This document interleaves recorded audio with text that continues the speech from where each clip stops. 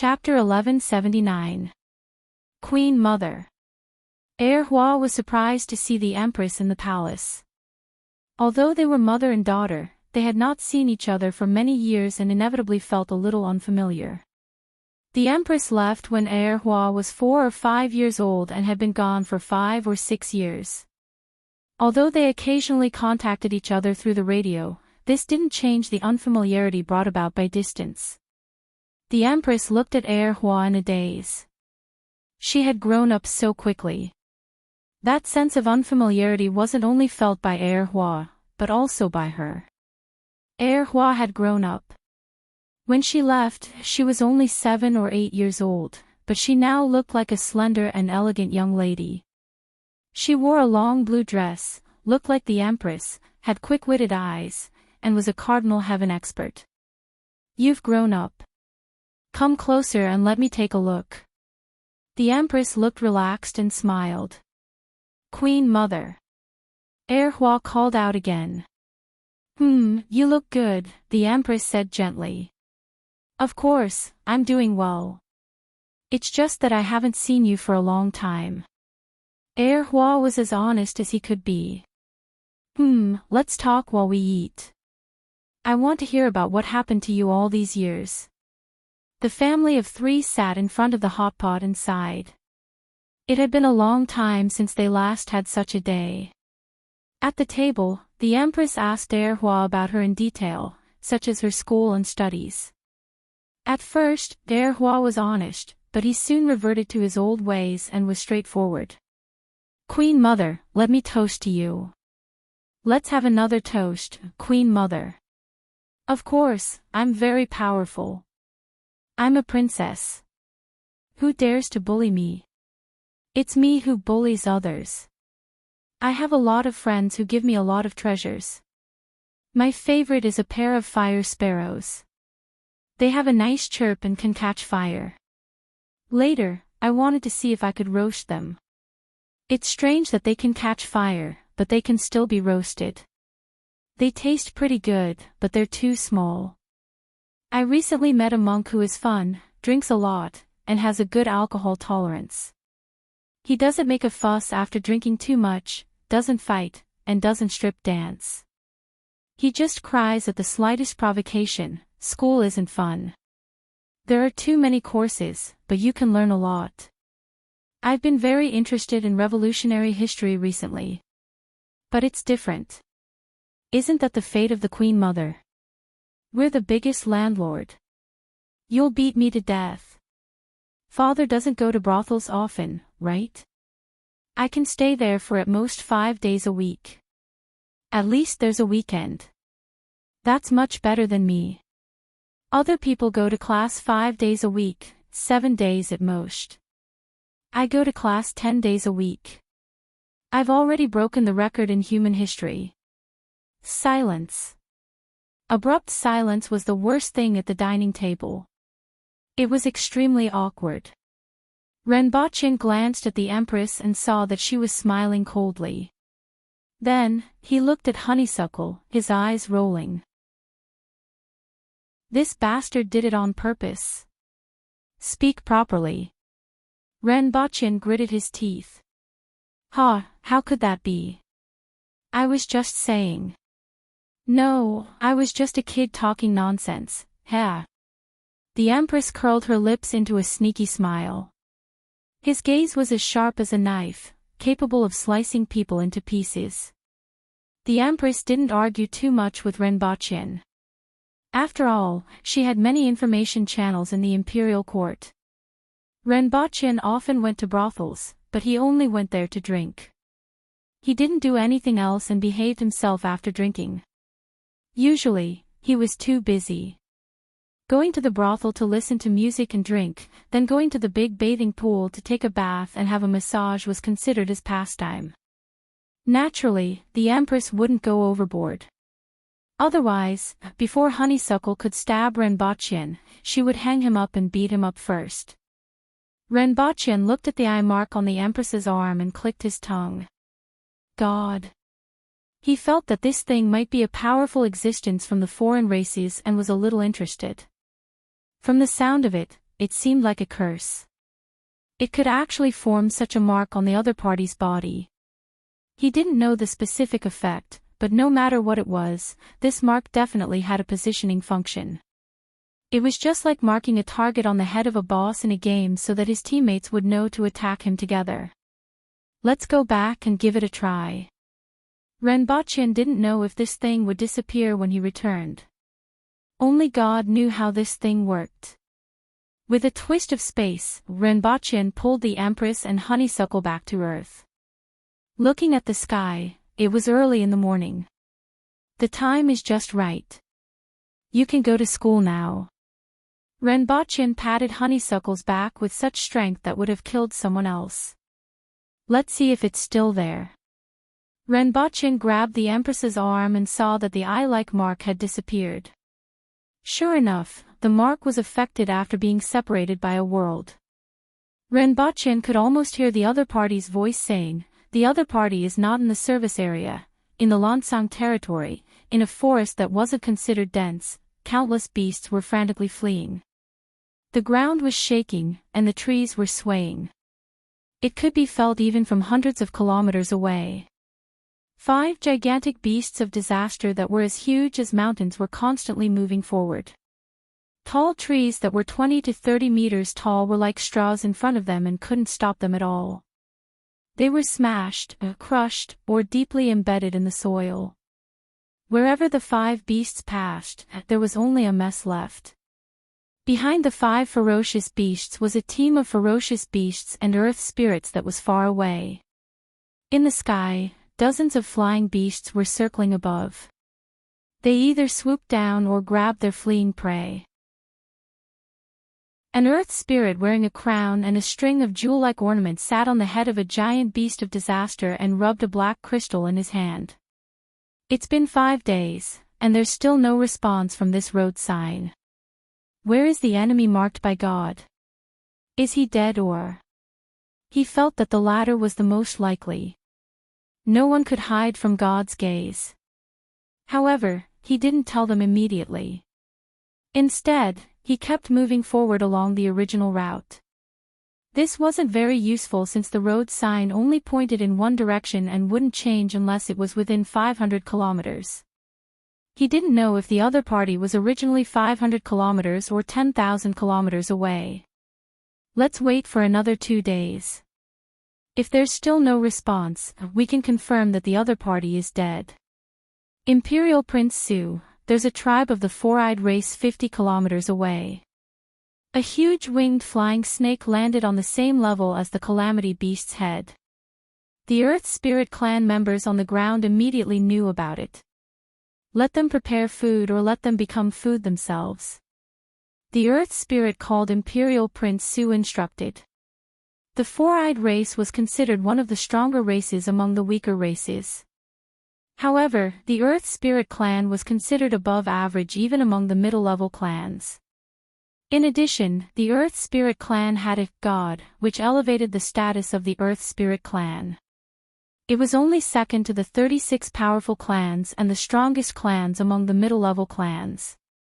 As for treating the weaker races as food, it wasn't a big deal in his eyes. The Earth Spirit wasn't picky about food. A day later, near the ruins of the Four-Eyed Race's tribe, Imperial Prince Su was about to give the order to return when he suddenly discovered that the road sign was reacting and trembling slightly. Chapter 1180. It's still here. It seems like this thing isn't so easy to deal with. Renbochin frowned slightly when he saw the pattern reappear on the Empress's arm. If it's still here, it's better for your Majesty to keep it in the palace. Although it's fine now, it can't be useless. If it explodes one day, it won't be a small matter and may even endanger your Majesty's safety. It's not that troublesome. It's still effective, but it's a little weaker. The Empress was relatively calm. Renbochin looked carefully and couldn't see which part was weaker. However, he still trusted the Empress's words. In this case, we'll travel to the 2 places more often and see what happens. That's right. The Empress nodded and changed the topic. Where's my wine pool? The Empress had always been obsessed with the legendary wine pool and carnal pleasures. If an emperor didn't have a wine pool and carnal pleasures, he would be embarrassed to say that he had done it before. It's already been prepared for your majesty. Ren Baqin smiled. I'll get someone to pour the wine in. 2 hours later, the two of them arrived at a hall. In the hall, there was a pool that was 20 meters long and wide. It was half filled with liquid. As soon as they entered the hall, a strong aroma of wine rushed into their nostrils and could intoxicate them. A wine pool. The Empress's face was full of joy. There should be trees planted next to the pool, candy trees. The Empress pointed to the surroundings of the pool. Good. I don't know what they did to actually block the sight of the gods. But so what? After all, how can humans compare to the gods? Imperial Prince Su noticed the movement of the road sign and sneered. Let's go. Let them suffer the wrath of the black sky god. 3 days later, the road sign didn't respond again. The road sign responded again, the road sign didn't respond again, the road sign responded again, the road sign didn't respond again, the road sign again. Imperial Prince Su's hair stood on end. For more than a month, he was always on the verge of a violent rage. The team had been moving in the direction indicated, but what made him furious was that the road sign seemed to be getting harder and harder to track. Until one day, the road sign couldn't find the other party's position. This made Imperial Prince Su's eyes hazy. There was no doubt that the other party was still alive. However, he didn't know how they did it. They actually blocked the sight of the gods, and even the gods couldn't find them. Give up. Absolutely not. The other party's blasphemy towards the black sky god had to be cleansed with blood. But to continue. Who knew if the other party was thousands of miles away or tens of thousands of miles away? It was impossible for them to kill everyone along the way. Looks like it will disappear after one more time. Ren Baqin rolled up the Empress's sleeve and looked at the faint mark. If he didn't know what it originally looked like, he wouldn't be able to tell. All that was left was a faint outline. He didn't expect that such a mark could be worn away by traveling back and forth through space. It was reasonable, but unexpected. At the very least, he knew another additional function of traveling through space. Yes, I'll be leaving after it's gone, the Empress replied. It's a bit urgent. Time doesn't wait for me. Although the crystals were effective, they were more useful to the warriors of Great Xia. They were more suitable for them to meditate and exchange elemental energy with their divine souls. To be of use to the aboriginals, I need to stay in a space with dense yuan qi for a long period of time. I can't always stay in a quiet room. The Empress shook her head. I also want to see what it's like on the first heaven after I break through the longevity heaven. According to the message left by the Emperor is the level of strength in the longevity heaven realm. Those foreign race masters must be at this level as well. Only by reaching this level can we know how powerful they are. Your Majesty, how long will it take to reach that level? Ren Baqin couldn't help but ask. The Empress could be said to be favored by heaven and earth, and her talent was unparalleled. She was a cardinal heaven expert at the age of 20 and broke through to the intermediate level of longevity heaven when she was just over 30. Now, she had already reached the advanced level and could be considered the #1 human in the world. This kind of talent had never been recorded in the thousands of years of history. Thousands of years ago, when the human race was still in the Lansang region, there weren't many people who could compare to the Empress. Moreover, the Empress had the hack machine to level up. However, without the help of predecessors, Ren Baqin wasn't sure how long it would take for the Empress to take that step. On one hand, he was looking forward to it, but on the other hand, he was a little worried, which was why he asked this question. After the Empress took that step, the future should be much safer. I will definitely take that step within 10 years. The Empress said resolutely. Good. Ren Baqin smiled. 10 years.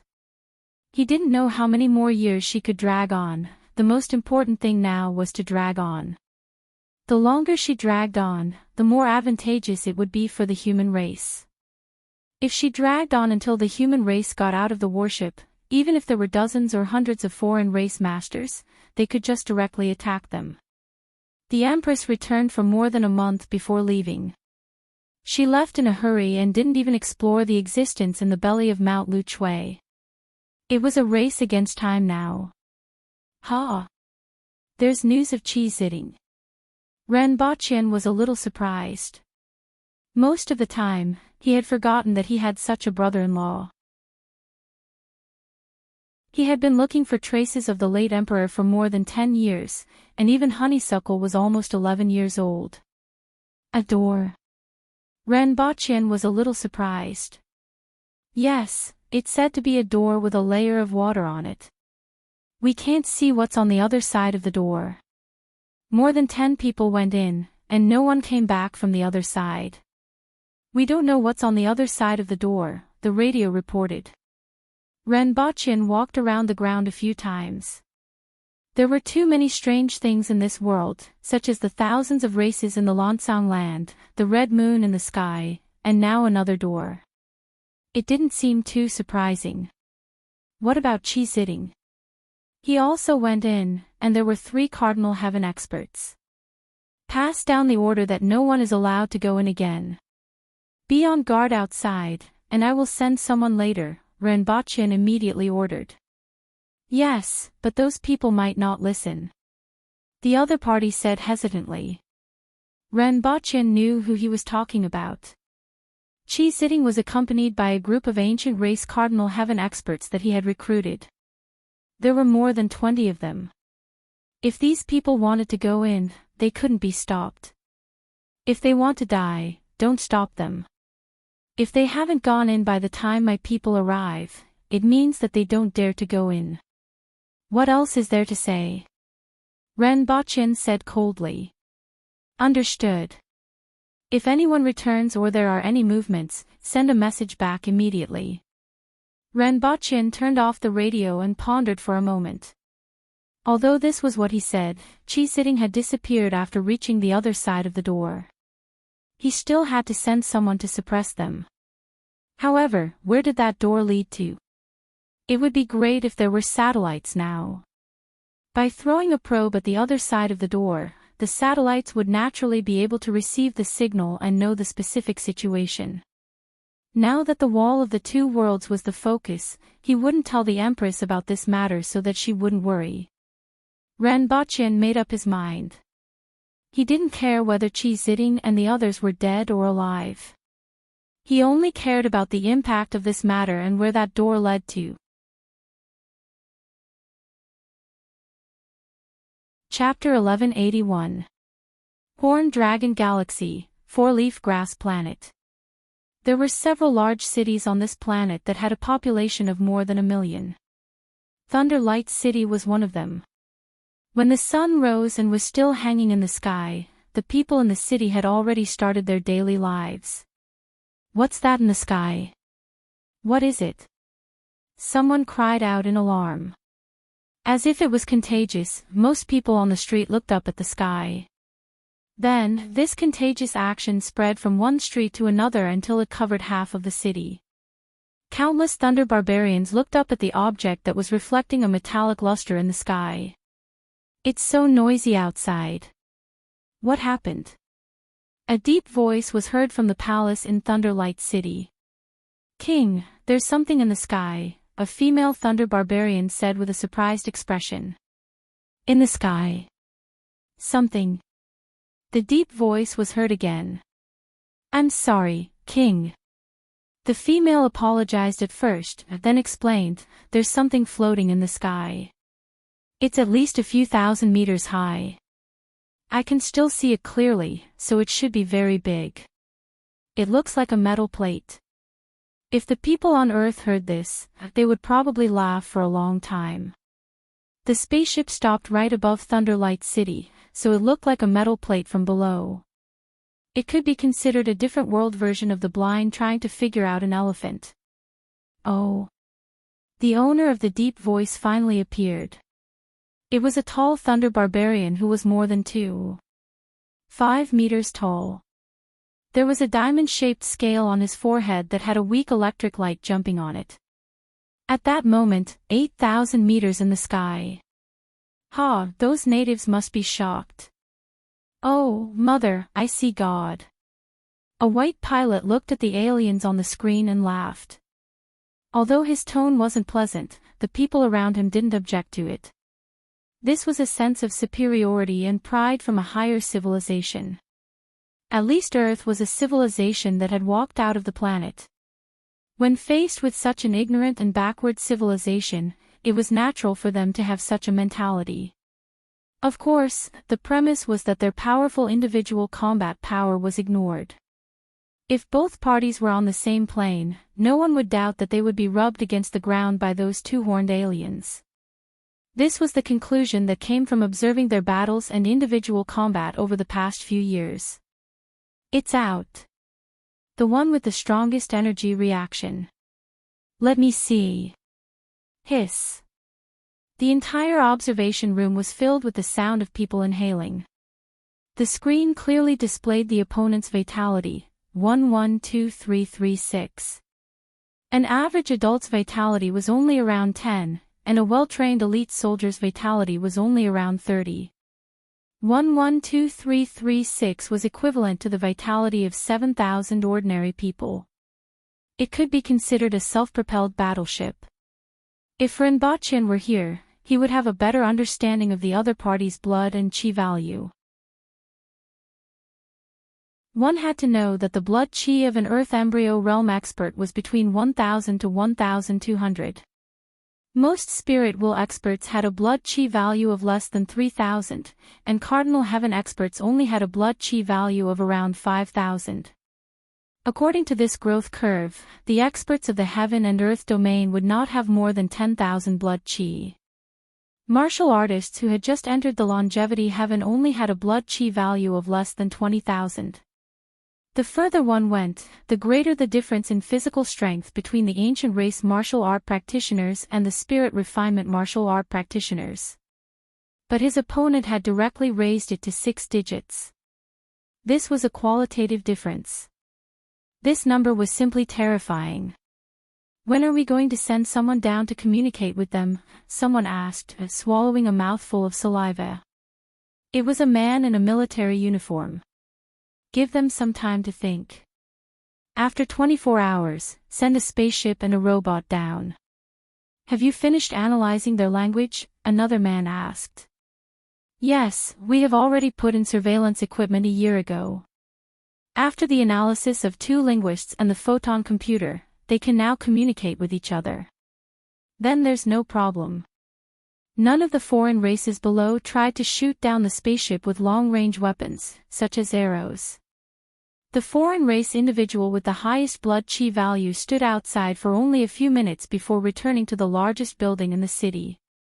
The building was shrouded in a kind of energy. Only the blood and chi value could be detected, but the specific value couldn't be detected. After 24 hours, the sun in this world was just past noon. After 24 hours, the thunder barbarians in the city below were still looking up at the steel plate in the sky from time to time as if they were afraid that it would fall. A small plane flew out of the spaceship. It was 10 meters long and 7 meters wide. It looked more like a diamond-shaped box in all 8 directions. The biggest feature of this shuttle, 17, was that it had a nozzle at the bottom and 4 small propellers at the top. It didn't need a runway to take off and land. It was more appropriate to call it an aircraft.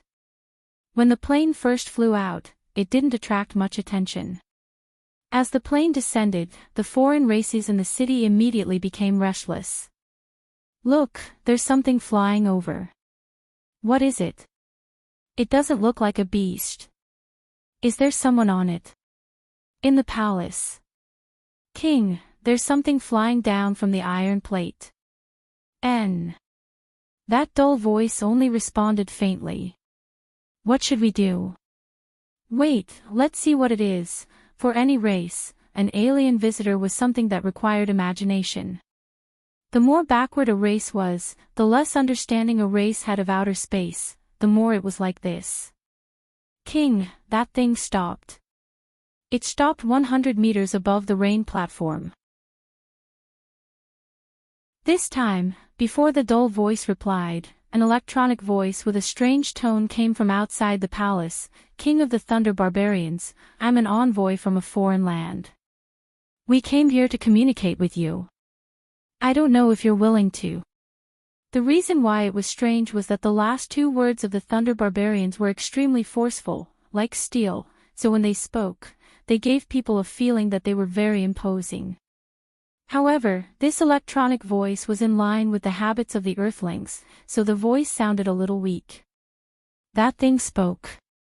The female Thunder Barbarian in the palace was shocked. After the electronic voice said it once, it repeated itself. After a few seconds of silence, the dull voice laughed. Haha, interesting. I haven't encountered such an interesting thing in a long time. Okay, don't just stand there, let our guests in. The rain platform was a 3-story platform outside the palace. Each floor was 3 meters high. At this time, several guards were looking at the sky near the rain platform with lightning surging in their eyes. It wasn't until the female Thunder Barbarian came out and said a few words that the guards stood aside. Come down, the king invites you in. The female Thunder Barbarian said to the sky. Everyone was surprised to see the plane land on the side. The side opened, and a woman who was similar to the Thunder Barbarian walked out. She had no horns, no lightning in her body, and no blood could be felt from her. That's right, it was a female robot. Under normal circumstances, it was easier for the other party to be on guard against a female. Especially according to the observation on Earth, the aesthetic standards of the Thunder Barbarian tribe were quite similar to those on Earth. This robot was made based on the aesthetic standards of the Thunder Barbarian tribe. What are you? The female Thunder Barbarian raised her eyebrows and looked at the robot in front of her. She could clearly feel that the other party was not a living thing. It's not very polite to say that. The robot pursed her lips and smiled, saluting with the etiquette of the Thunder Barbarian tribe. Humph, come with me. She didn't feel any dangerous aura from the other party, so the female Thunder Barbarian directly invited it. As for checking the weapon, there was no such requirement at all. As the most powerful king of the Thunder Barbarian tribe, he naturally didn't care about this kind of thing. First set a small goal, such as 1 second. Remember, book house.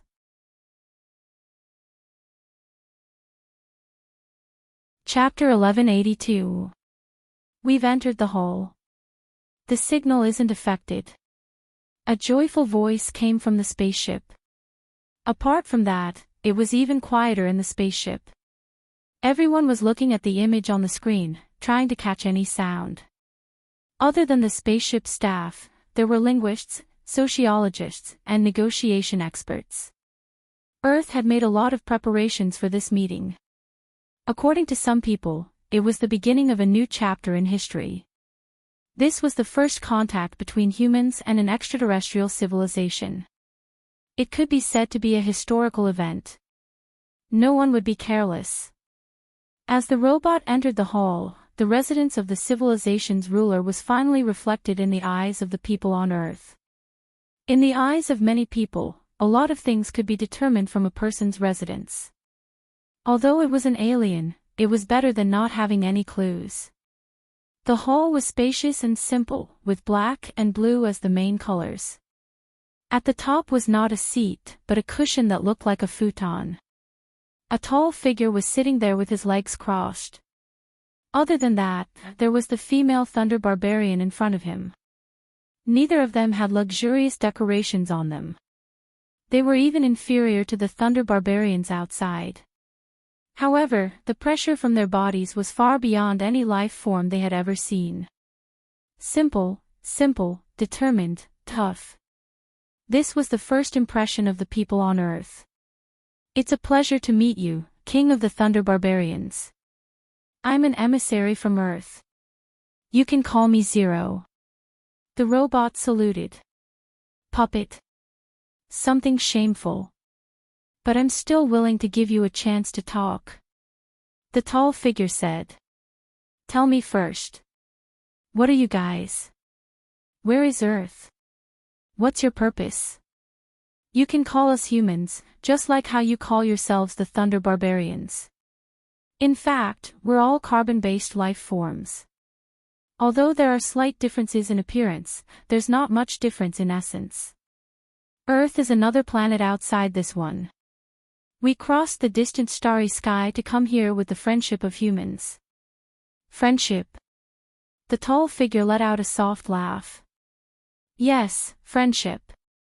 The boundless starry sky is our goal. The starry sky is vast, and most of the planets have no life.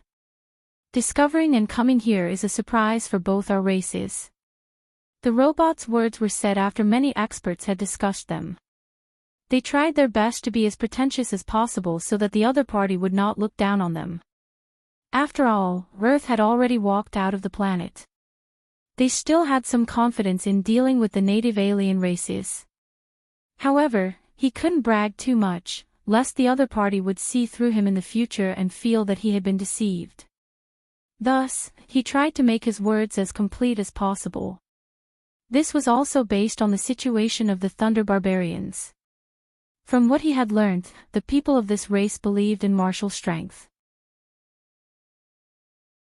Their physical strength was strong, and their personalities were straightforward.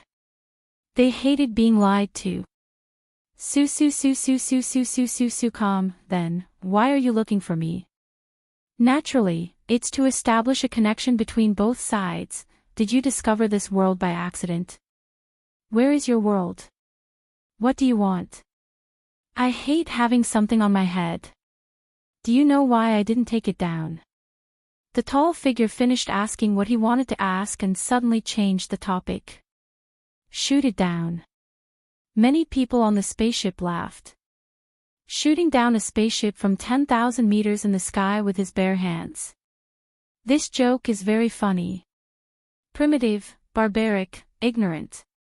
Such labels were hung on the King of the Thunder Barbarians. Because I want to see what will happen. The voice of the tall figure didn't change much, but it carried a hint of thunder that sounded like the silence before. The expressions of the sociologists on the spaceship changed slightly. Was this the rhythm of a sudden change in attitude? Peaceful communication is built on powerful strength. There's a saying that goes, reading can make me talk to idiots calmly, and fists can make idiots talk to me calmly. Maybe we should show our strength.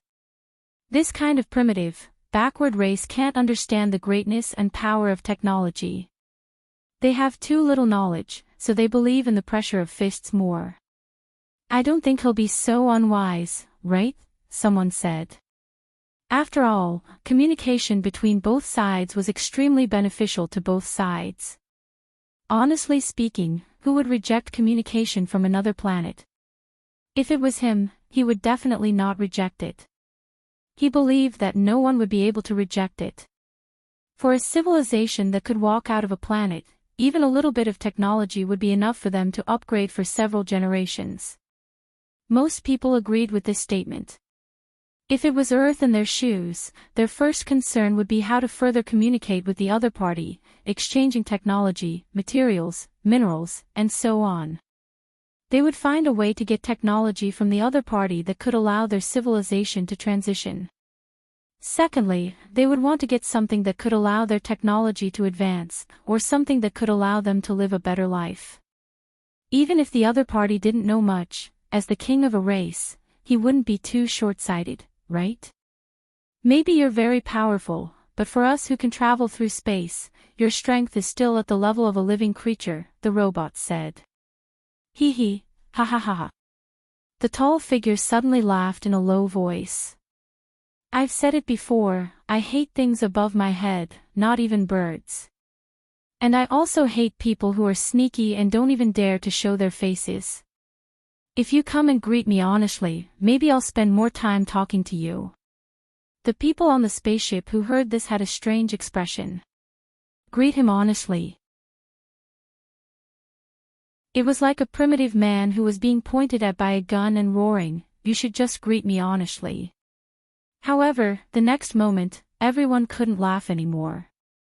The tall figure didn't make any movements, but an electric current suddenly flowed into the robot's body. In a short moment, all the electronic parts were destroyed, and the screen on the spaceship went black. Although it's exquisite, a puppet is a puppet. The tall figure didn't even look at the robot and flashed out of the hole. Suddenly, a bow completely made of lightning appeared in his hand. Is he trying to shoot us down? Someone sneered. Everyone's face was a little angry. They didn't expect that they would fail to make contact with the king of a primitive race. The other party was simply unreasonable. The gap between the two parties was obvious, but the other party actually dared to do this. If it was someone else, even if they had some ideas, they would probably feign civility first, right? As expected, we should learn our lesson this time. Next time, we should show our strength first and let them know who's boss. There's a high-energy reaction below. There's a high-energy reaction below. The spaceship's alarm suddenly sounded. However, everyone wasn't too worried. After all, this was a spaceship that could travel through space at an altitude of 10,000 meters. What everyone was more interested in was the bow in the other party's hand that was made of pure lightning. Scan it and see how the bow is made. We might have discovered a big secret, someone said excitedly. Everyone subconsciously felt that this bow made of lightning was some kind of special mineral. If they could excavate it, it might be of great use. A purple ray of light streaked across half the sky. Make sure to observe and record, someone else said. However, the next moment, the ray of light hit the spaceship and instantly broke through the outer shell of the spaceship. The powerful electric current instantly destroyed all the instruments on the spaceship. Even the people in the spaceship died in an instant.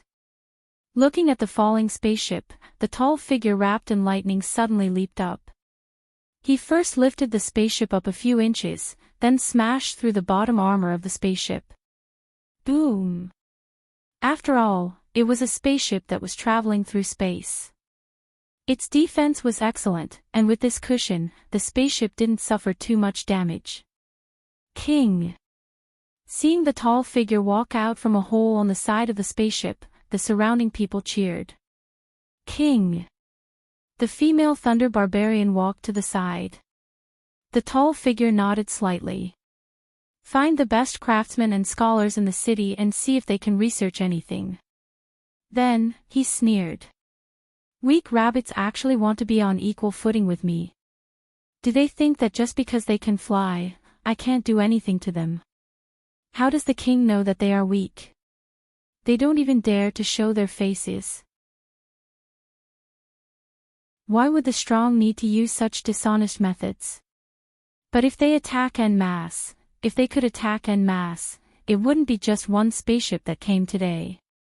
It wasn't easy for them to come here. Moreover, they were able to shoot down their spaceship so easily, which confirmed this point. They are just weak people with some strange skills.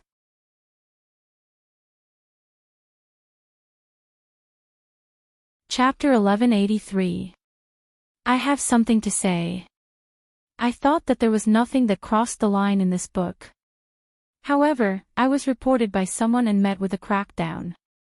I first 404 before reviewing it. I don't know if it was a certain reader or a certain author who reported me. I blocked a lot of haters and even retaliated. I understand that some people hate me. In Dragon Sky, I also scolded some people who didn't know anything and just blindly spouted nonsense. It's natural for people to hate me. I don't know who did it, so I'll say it all at once. Maybe they thought that they had won and thought that they could make the authors they didn't like unhappy. In fact, it only created an environment in which everyone in the online literature industry felt insecure. In the end, they didn't dare to write anything. I really don't know what the current online literature industry will look like. I can be sure that readers who like to read will not like to see this. As for some authors, they aren't that hateful, but they are quite pitiful. They can't do anything else and their minds aren't on the right path. They can only be disgusting like this. Anyway, I haven't seen any successful authors who report this or that every day. In the online literature industry, only strength is looked at and nothing else. If you want to produce results, you have to write your own book well. Even if you drag others down, you won't be able to come up. That's all. Recently, I've been writing other things for fun. I didn't have any manuscripts. I thought that it would take a few more days before I could release them. After I finished writing, I would go and update my novel.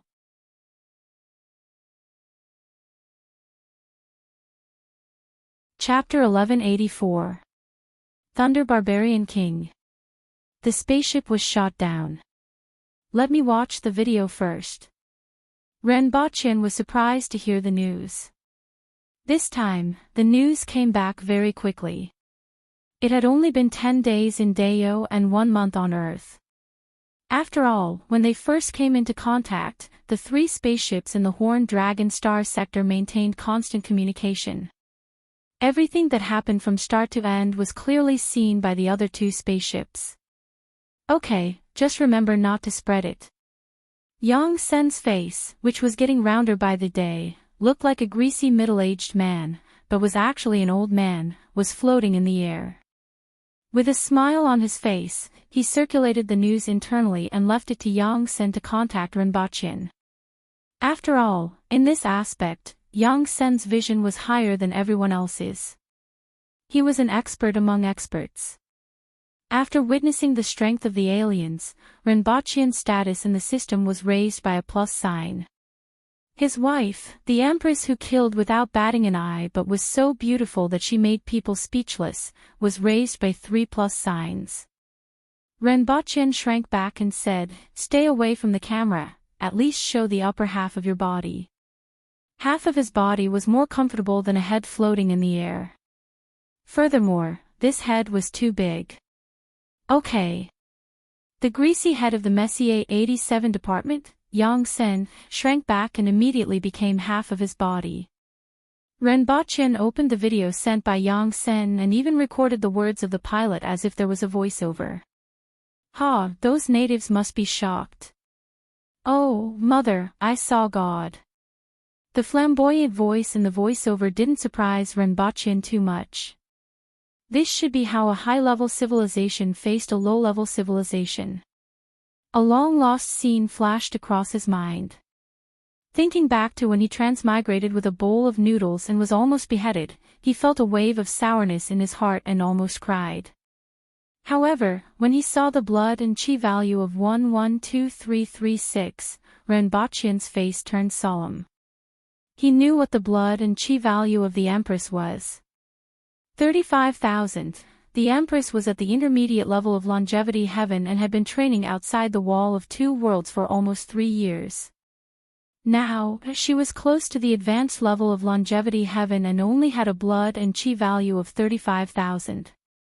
The other party's blood and chi value was 3 times that of the Empress's. Judging from the growth curve of his vitality value, he was probably no longer at the peak of the longevity heaven. At the very least, he had already taken a step there. Since the human emperor was dead, his body had been refined into a strange existence. All of his blood essence had shrunk into a ball near his heart, making it impossible to measure his vitality. Therefore, it was difficult for him to estimate the strength of those who had reached that level. However, Thunder Barbaric King's strength had already caused his heart to tighten. However, judging from the growth curve, he had at most 1 foot taken that step. In that case, how powerful would an existence who had truly reached that level be? As he thought about it, he watched the video and listened to everything that happened next with a thoughtful look in his eyes. Yang Sen didn't rush Renbochin. Instead, he brewed a cup of wolfberry tea suitable for his age at the other end of the screen. Even though Rinpochen was already aware of this matter, he was still somewhat fearful of the might of this arrow and remained silent for a long time. What do you think? What do you think? Yongsan finally opened his mouth after a long time. You can't evaluate these thunder barbaric kings with the thinking of earthlings. Rinpochen pointed out the first problem. Rather than looking for those sociologists, you might as well look for two ruffians from a backward region. They know better than anyone that the fist is the boss. If you don't show your strength, it's useless no matter what you say. Not everyone cares about the exchange of benefits, let alone the alien races. After staying in Deo for so many years, he knew this way of thinking too well. As the king of a race, Thunder Barbaric King was inhumanly powerful, had a higher opinion of himself, was more stubborn, and was harder to convince. Similarly, they valued martial strength more. Rinpochen could almost understand the other party's thinking. If they needed anything, they could just snatch it. Otherwise, they would work hard to train and strive to cross the starry sky with their body. They might not necessarily understand the dangers of the starry sky or the vacuum. In their opinion, since they could come over, they could go over. As long as their body was as strong as steel. Rinpochen dared to say that after the spacecraft crashed, the other party would definitely test the strength of the steel. In his opinion, it was just that he hadn't flown high enough. We didn't expect the other party to be so direct. We also considered what you said and came up with a variety of plans. However, the other party's reaction was still beyond our expectations. But it's still human thinking. Rinpochen ended this topic with one sentence. What's the height? 13,000 meters. There was no obvious weakening before hitting the spacecraft. The other party's arrow can reach at least a distance of more than 20,000 meters. Rinpochen was in a bad mood at this point. The stronger the other party is, the more powerful the enemy will be. Unless the distance is pulled to a safe enough position, even a spacecraft isn't a match for him, Rinpochen pointed out. A spacecraft that could fly in space was powerful in some aspects, but it was weak in terms of combat power. What about a nuclear bomb? The premise is that you can hit him. A powerful existence that has reached this level is extremely sensitive to danger and has a very strong body. This includes laser weapons. Without a certain density, it's very difficult to hit the other party. Naturally, they can't cause damage or even cause fatal damage. I don't recommend you to be enemies with him now. Rinpochen sighed. In fact, he hoped that Earth and the other party would fight to the death. Only in this way would Earth rack their brains to create more powerful weapons. War was one of the driving forces for the advancement of weapons and technology. This was also very beneficial to him. However, he couldn't say that. He is already looking for our traces. Although we are separated by a continent, after he finishes searching the area occupied by the Thunder Barbarians, he might send people to search further away. Yongsan knew a lot of things, which surprised Rinpochen. As the head of the Messier 87 department, he actually knew so much. What are the plans of the higher-ups now? Rinpochen suddenly asked. Yongsan came to ask Rinpochen because he wanted to get some information from Rinpochen's opinion. As for the specific plans, it wasn't something that Rinpochen could control.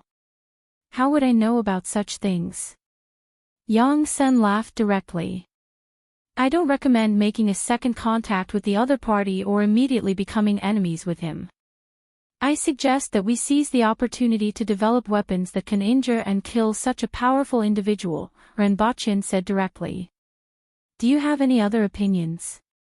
For example, what level of strength can this person reach? Yongsan asked. The value of blood and qi was just a number, and they needed to have a more intuitive understanding. The other party should have the ability to walk in the air at a height of no less than 2,000 meters, Rinpochen judged based on the Empress's situation. Anything else? Do you think I'm a god? What can I see with just these few things? Renbochin spread his hands and asked. Yang Sen's greasy old face was starting to look a little unpleasant to the eye. He really didn't know too many things. Even the Empress hadn't reached this stage, so how much could he know? Furthermore, he wasn't in a good mood. The strength of these foreign races was indeed terrifying. In addition, I suggest that you don't try to use nuclear bombs. Although it can destroy a large number of ordinary thunder barbarians, it's very difficult to kill such an existence. After that, it will attract the most intense counterattack from the other party. I don't think that an ocean can stop such an existence. Moreover, there isn't just one such existence on planet Four-Leaf Grass. There are at least 3 of them. There are only 3 spaceships on Earth now. Oh, there are only 2 left. What can we do? Let's build the spaceships first. Only when there are enough spaceships will we have the capital to think about other things. By the way, their power of thunder and lightning should be related to their thunder pool. You guys better pay attention.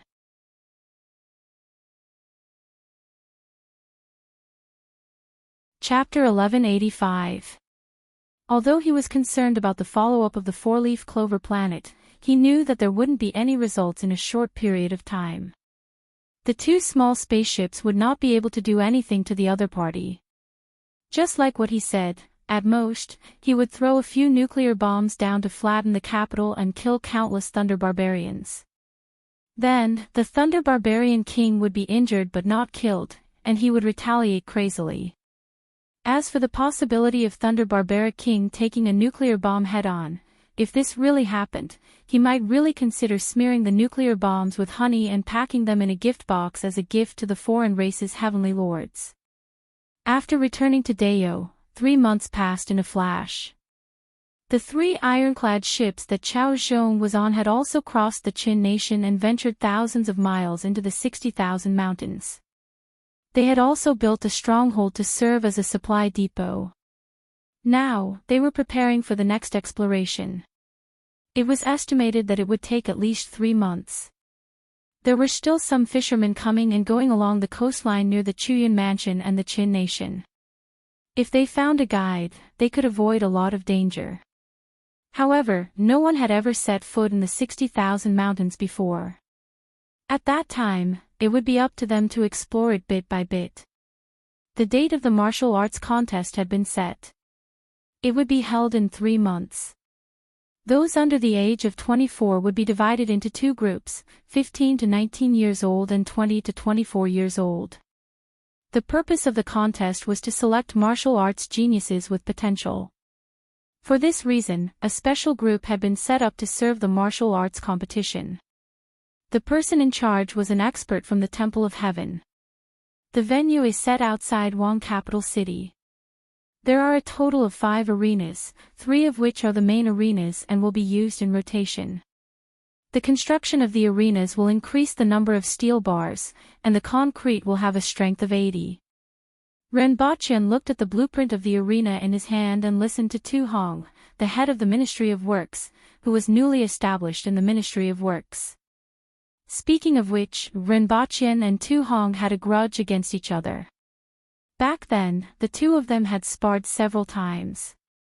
However, the current Tu Hong was much more well-behaved. Let's do it this way. Report the expenses and withdraw them from the Ministry of Revenue. Renbochin immediately approved it. However, the next day, the naive, stingy, miserly, and seemingly menopausal Tu Wan directly said in the imperial court, the Ministry of Revenue doesn't have any money left.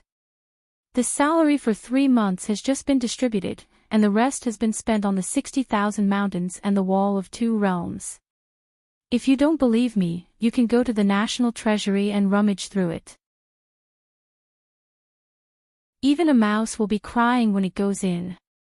Even if Tu Hong was her biological brother, there was no way he could ask for money. Renbochin was silent for a while before saying in a relaxed manner, "This isn't difficult. We can pay the 6th knitting factory a sum of money to advertise during the entire competition. Also, ask the big families in the Yun Nation if they want to advertise at the competition. Advertisement. Let's advertise it to the public. It's the section that introduces the products on the Black Bamboo Academy's newspaper. After hearing Renbochen's explanation, everyone immediately understood. Is this useful? Of course. But the 6th knitting factory produces underwear and sports vests, right? Tractors and trucks are understandable, but what's the point of advertising these things? Renbochen had a smile on his face. It's just underwear and a knitted vest. Don't you always tear your clothes when you fight? Especially after you use weapons, it's rather unsightly.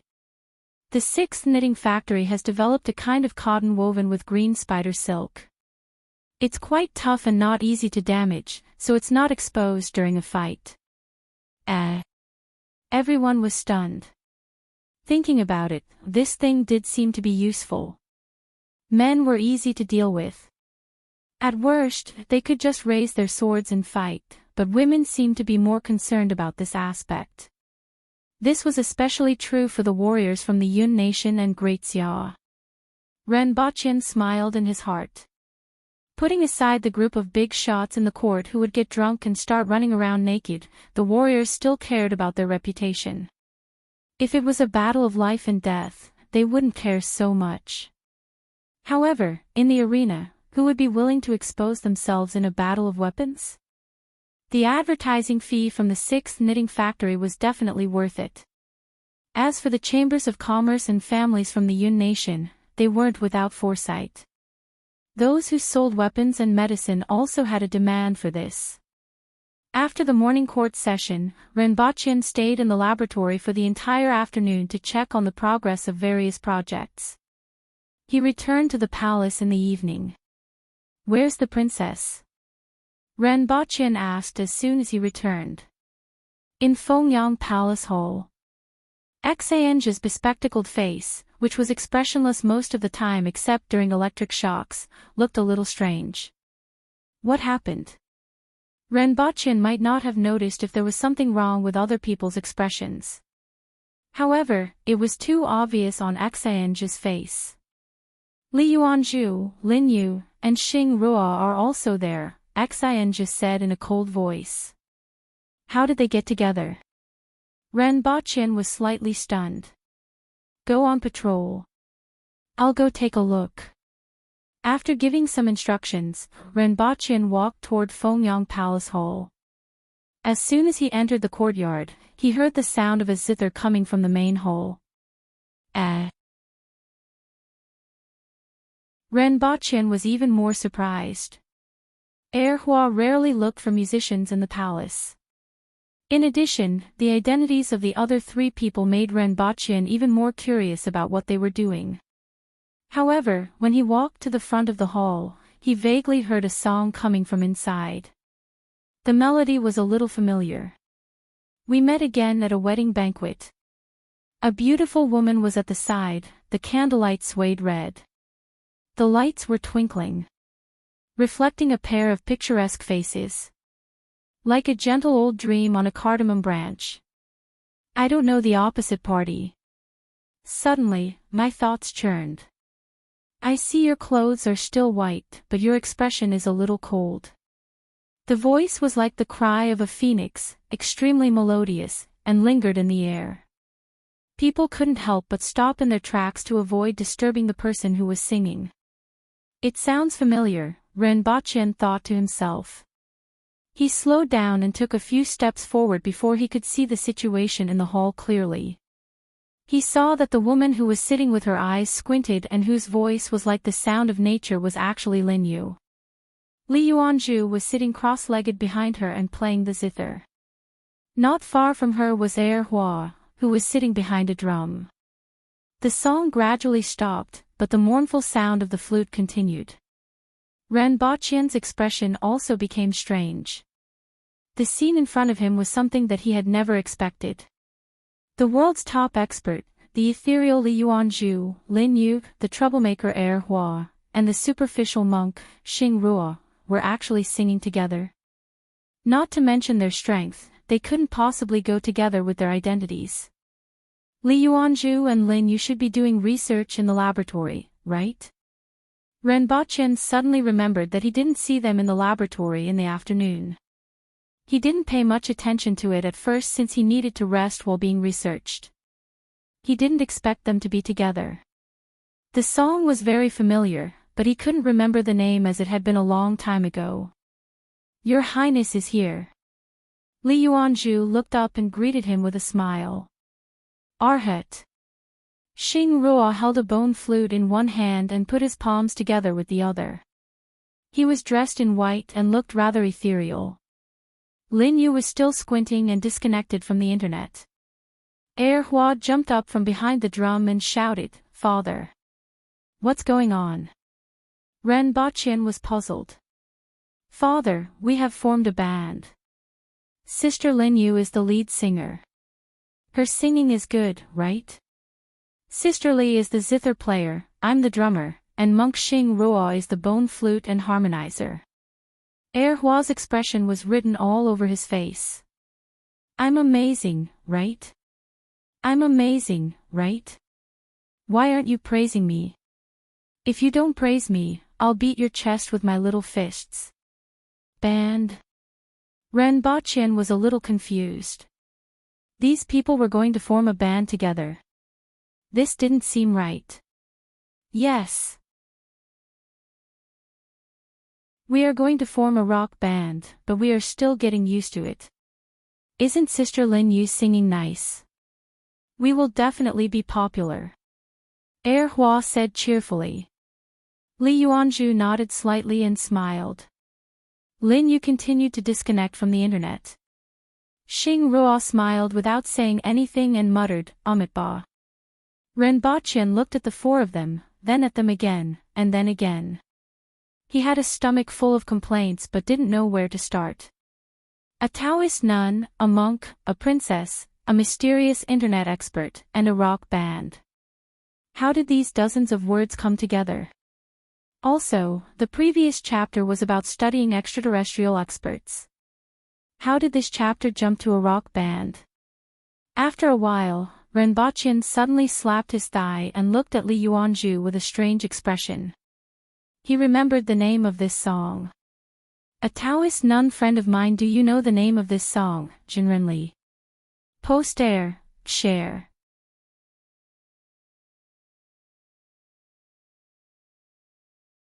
Chapter 1186. I didn't expect that I would have the opportunity to participate in a competition in Dayo in this lifetime. Su Meijun sat in front of the table and sighed softly.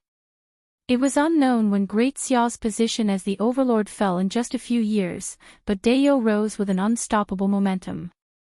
This made every martial artist of Great Xia feel very complicated. Great Xia was clearly the center of the world. But that train is really comfortable, and the trucks are not bad either. They are fast and much more comfortable than horse carriages. Also, their roads are really good. Every year, the imperial court's laborers repair, and many people die. I wonder how many people are buried under such roads, a young girl at the side commented. Dayo's train was very comfortable, Dayo's trucks were very comfortable, and Dayo's roads were very good. But Dayo must have lost a lot of people and buried piles of bones. Those corrupt officials didn't care about human lives at all. In short, their contributions will be remembered for generations to come, Su Meijun concluded.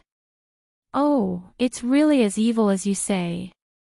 An old man at the table beside laughed after listening from the beginning to the end.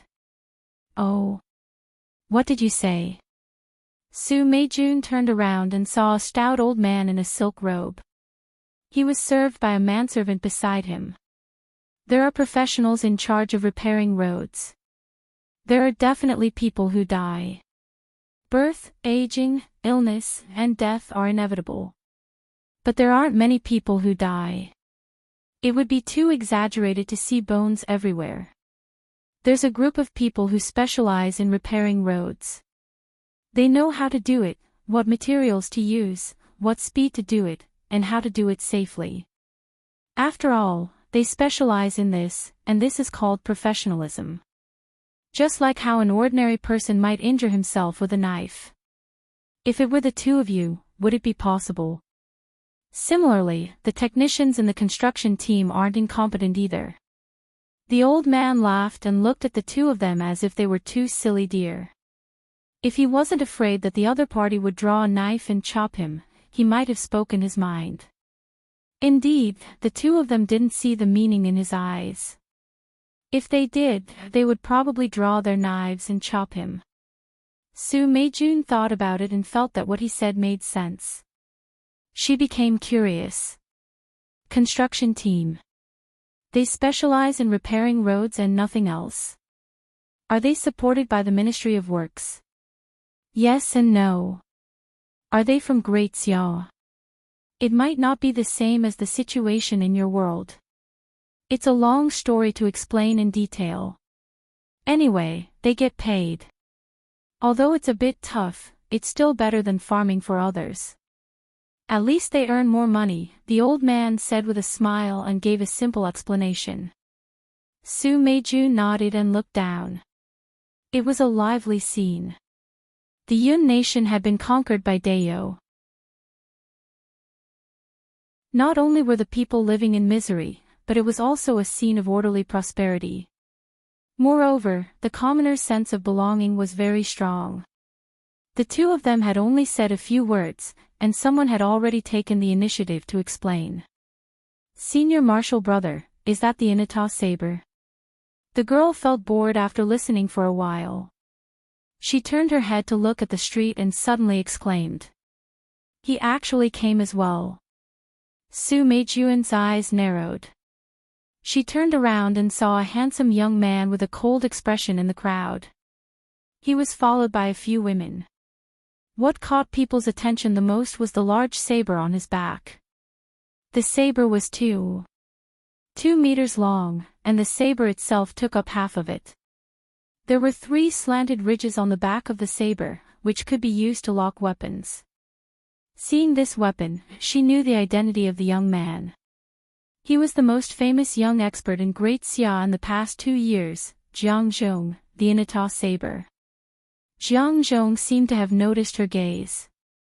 He raised his head and glanced at her. His eyes were empty, as if there was nothing in them. There was no person, no light, and nothing could be reflected in his eyes. His gaze swept past Su Meijun's face without stopping at all, as if she was just an insignificant person.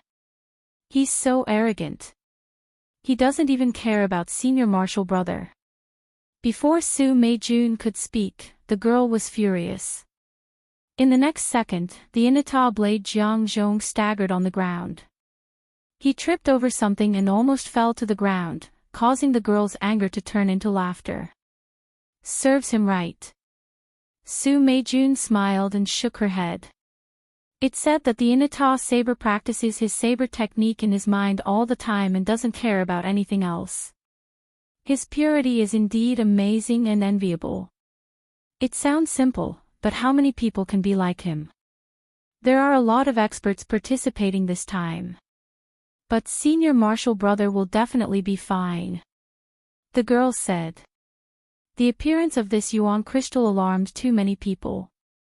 Speaking of experts, what kind of experts are we? How many experts were there 10 years ago? Li Fu, Li Yuanzhu, Qi Zixiao, Jiang Zixi, Ma Hongyu, Su Gongso, and the others are experts. It's just that most of the top 100 experts in the world are missing. Their disciples aren't aware of them, and even Qi Zixiao rarely appears. Now, only Li Yuanzhu stands alone in this world, while Hong Wu and a few other protectors guard the borders. Su Meijun sighed softly in a voice that only the two of them could hear. Not to mention the peak of the spirit will experts, if he could watch them fight, he might be able to find an opportunity to break through. However, after that group of experts disappeared 100 years ago, there was a gap in the world of Great Xia. Nowadays, if an expert wanted to advance further, there wasn't even a reference other than the descriptions in the secret manuals. This was one of the reasons for the decline of the world of Great Xia.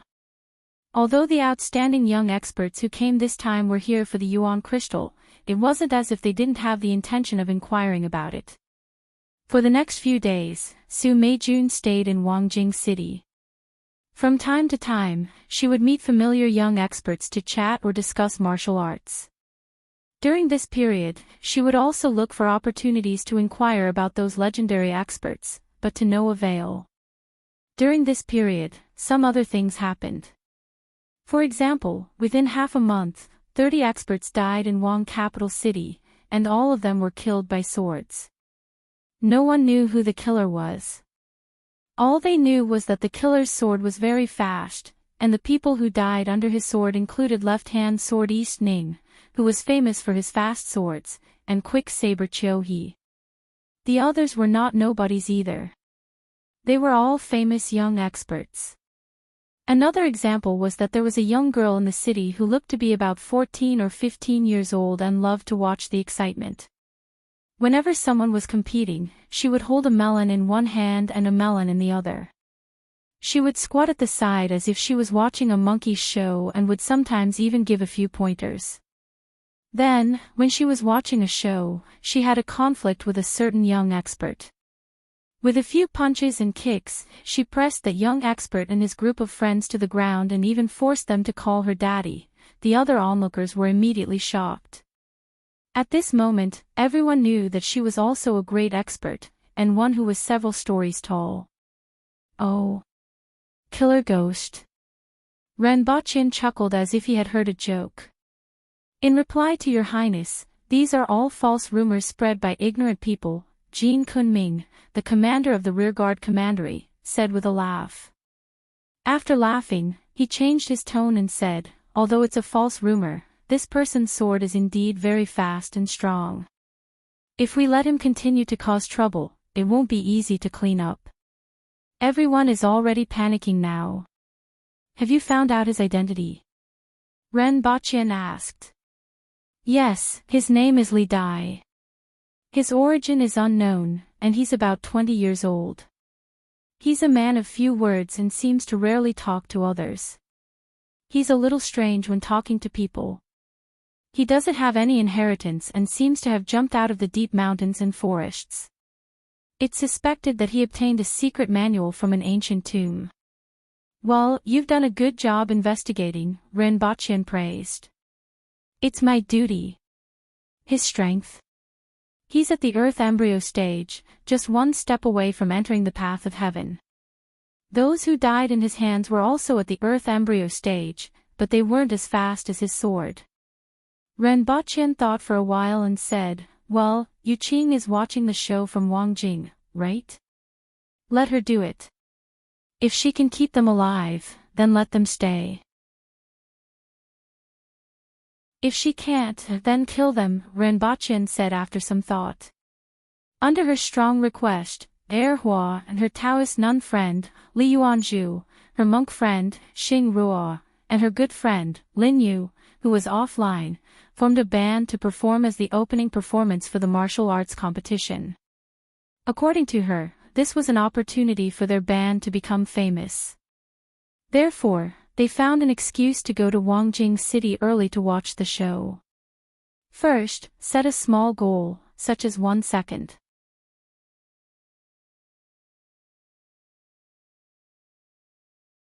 Chapter 1187. Aw. That man killer ghost. Kill him. Why? Actually, he's quite fun. Honeysuckle swung her legs as she sat on the window frame. Her mind was filled with the image of the young man who almost bit his tongue after he was knocked into by her on purpose. He was indeed quite fun. Oh, I know. Actually, you don't have to kill him. You just have to beat him into submission, right? Honeysuckle nodded vigorously. I know. Where is he? All right, you guys lead the way. Honeysuckle's body flipped backward and fell down. She spun in the air and landed steadily on the ground. At night in Wangjing, the wind carried the smell of seafood. It mixed with the smell of spices and cosmetics to form a unique smell that made the people of the Yun nation proud. At least, Honeysuckle felt hungry just by smelling it. "Sir, a bowl of wonton please." Honeysuckle threw down 2 coins and suddenly thought of something. She turned to look at the tall and thin man behind her and asked, "Do you want some?" "No." The man shook his head. "That's why you couldn't get promoted after working in the rearguard commandery for so many years." Honeysuckle looked disgusted. Her tone implied that he deserved to be promoted, which made the man laugh bitterly. Especially when the 11-year-old princess said that. It was a little hurtful. "Another bowl. Another bowl." The Pole waited at the side without saying a word, as if he was really a Pole. After finishing 3 bowls of wonton, Honeysuckle felt a little better. The rain also fell like a curtain of pearls. "Your Highness." Someone hurried over from a distance and handed over a transparent plastic umbrella with a flower pattern printed on it. It was a popular model for the past 2 years. "I want oiled paper," Honeysuckle ordered. "Handmade is the best." The person was a little stunned. He didn't know where Her Highness got this theory from. How could handmade things be as exquisite as factory-made things? Handmade has soul. "Forget it, you guys don't understand anyway." Honeysuckle waved her hand disinterestedly and stood under the shed of the wonton stall. A few minutes later, she took the paper umbrella over her head and walked on the long street. She remembered the time when she went to Great Xia with her father and mother. The family of 3 walked on the street like this. It was also a paper umbrella. This was one of the few scenes that left a deep impression on her. He let his thoughts wander. The mother Empress came back and stayed for a month before heading south again. She had been beaten 15 times this month, an average of once every 2 days. It hurts so much. She's already such a big girl, yet you still have the heart to beat her. Is he his biological son? Your Highness, that brat has left the inn. It seems like he's going to make a move tonight. Oh, Honeysuckle said casually. Honeysuckle was not in a hurry, and the people who came were not in a hurry either. At most, it would just be 1 or 2 more martial artists dying. The telephone pole was like a moving telephone pole. If he hadn't turned around, he wouldn't have known that someone was following him. Li Dai looked like a shy young man. His appearance was not outstanding, and his clothes were extremely simple, giving off a rustic vibe. But such a young man is the man-killer fiend that has been causing a lot of anxiety in Wangjing recently. At night, Su Meijun was sitting in her room when she suddenly heard the sound of a stone smashing against the window frame. Who? Su Meijun jumped out of the window and saw a figure standing on top of the wall. He was wearing a green robe and his hair was simply tied behind his head. He held a sword in his hand. Or more accurately, a sharpened piece of iron. It was so simple that it couldn't be any simpler. There wasn't even a blade, only a rope tied around the end of the sword. "I heard," said, "your sword technique is very good." A slightly shy person spat out each word with a slight stutter. Draw your sword, you die." "I live." Su Meijun originally thought it was a young martial artist who came to ask for advice. After all, the other party made it hard for people to raise their guard. But as soon as he heard this, his expression changed. "Man-killer fiend. Draw your sword." Li Dai repeated. Su Meijun's expression changed a few times. As a confident martial artist, he naturally wouldn't think that he was weaker than others.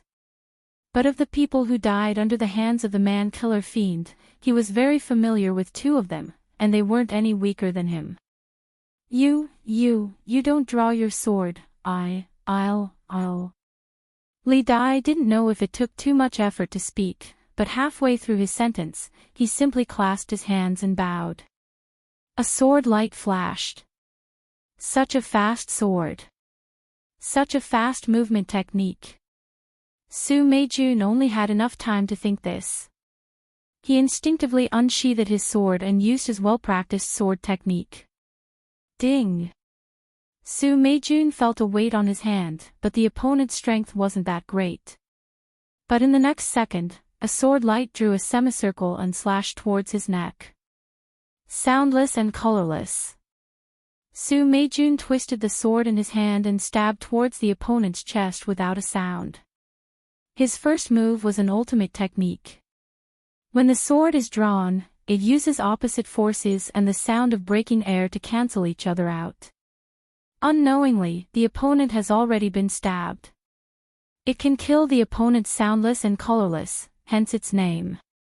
Especially in a night battle, its power is even greater. Often, the opponent doesn't even notice when the sword has already arrived. But the sword in Li Dai's hand was even faster. It spun in the air and flicked the rainwater towards Su Meijun's face. Not good. Just as Su Meijun had this thought, the rainwater was already in front of him. He could only wave his sleeves to block it and quickly retreat. If this rainwater hit his face, he might become unrecognizable and even affect his eyes. But as he blocked the rainwater, Su Meijun felt a pain in his chest. It's faster than the sword just now. Su Meijun suddenly realized. When Li Dai attacked, there was a ruthlessness that was the complete opposite of his usual shyness. His eyes were full of focus and devotion. One sword left a 3-inch long wound on Su Meijun's chest. The next sword went straight for Su Meijun's neck. It was almost like a shadow, not giving Su Meijun any chance to escape. Su Meijun blocked 2 more swords in a rather awkward manner. Seeing that the third sword was already in front of her, she couldn't dodge it anymore. She cried in her heart, "It's over." She couldn't understand why her opponent was so strong when they were both at the peak of the Earth embryo stage. But at this moment, a red, straight, 7-inch long, oddly shaped hidden weapon flew towards her with a sound of breaking air.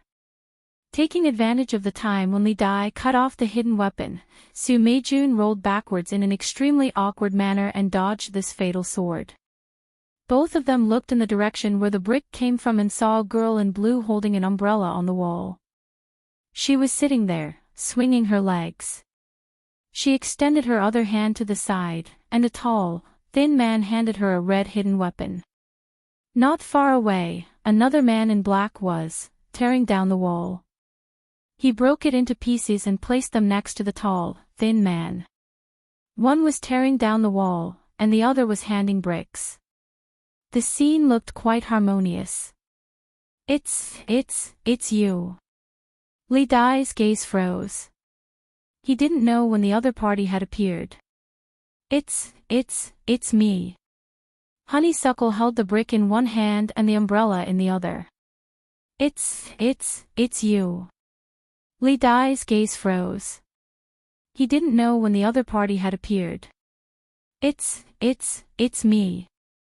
Honeysuckle held the brick in one hand and the umbrella in the other. I want to stop you. Honeysuckle seemed to think it was very funny. He mimicked Li Dai's words, making his face flush. A sword light cut across the night sky. Li Dai didn't have any protective feelings for the fairer sex. Honeysuckle seemed to be startled, and his body fell backward. In the next second, the whole wall flew into the air. While still in the air, it turned into countless bricks and pieces of cement, smashing toward Li Dai's face. Even Li Dai was caught off guard by this move. The water from the sword dance couldn't get in, and all the bricks and cement were swept away. You're scaring me. Honeysuckle's figure appeared from behind the brick wall. Her face was adorable, and she seemed to be gnashing her teeth. This made Li Dai a little speechless. It was the first time he had encountered such a situation since he left the mountain, and he didn't know how to deal with it. Yes, you can't hold back against an enemy. Li Dai said something that sounded like an explanation, and then his expression turned serious.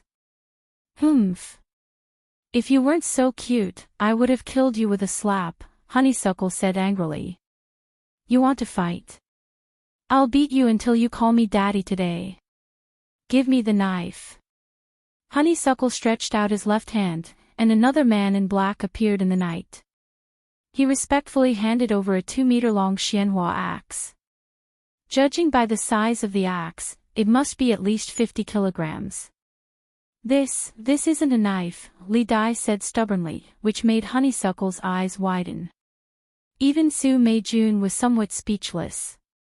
The youth who had almost taken her life was actually such an honest fellow.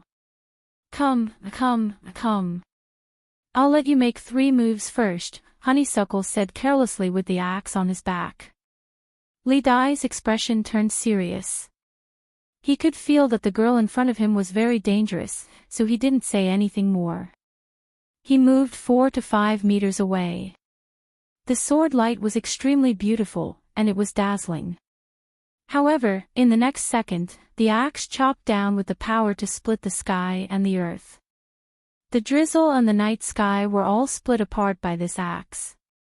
Li Dai's figure flashed, and a palm-wide mark appeared on the ground where he was standing and the ground 5 to 6 meters behind him. Even the soil was turned up.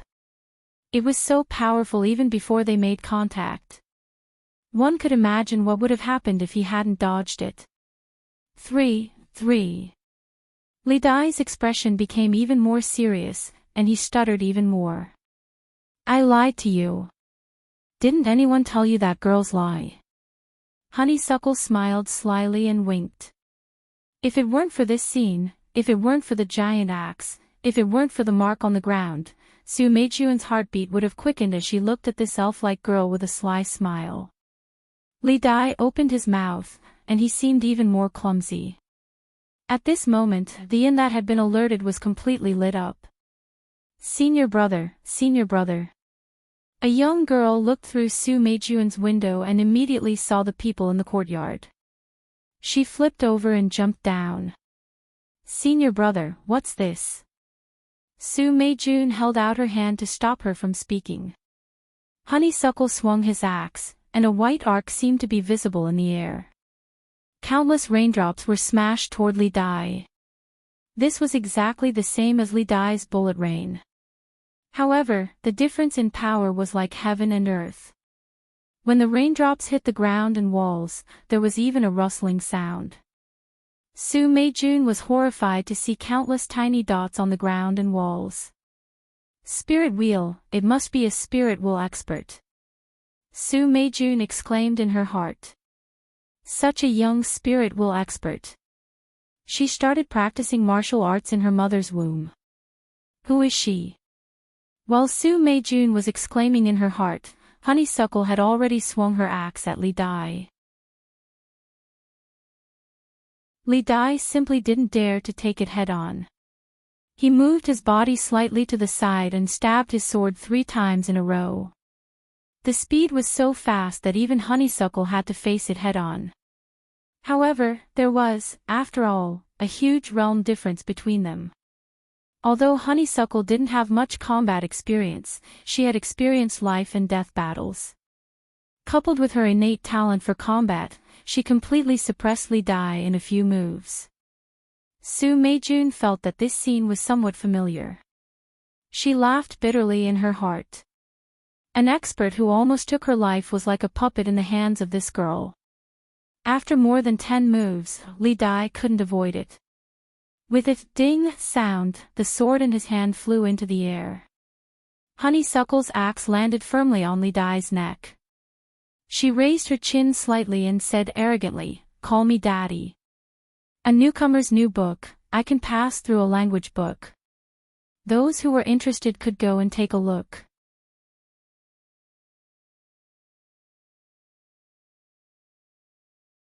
Chapter 1188. Li Dai didn't call him father after all. Honeysuckle didn't make things difficult for him. He threw the Xian flower axe aside, sending the person who caught it flying a few meters away. Come with me. Honeysuckle glanced at Li Dai with disdain. You want me. Li Dai stuttered and didn't know what to say. He couldn't beat him, so he suddenly didn't know what to do. After all, Li Dai was a rather innocent young man. You're so weak that you can't even speak clearly. What can I ask you to do? I still need someone to serve the dishes and pour the water. You're the one. Honeysuckle was even more disgusted.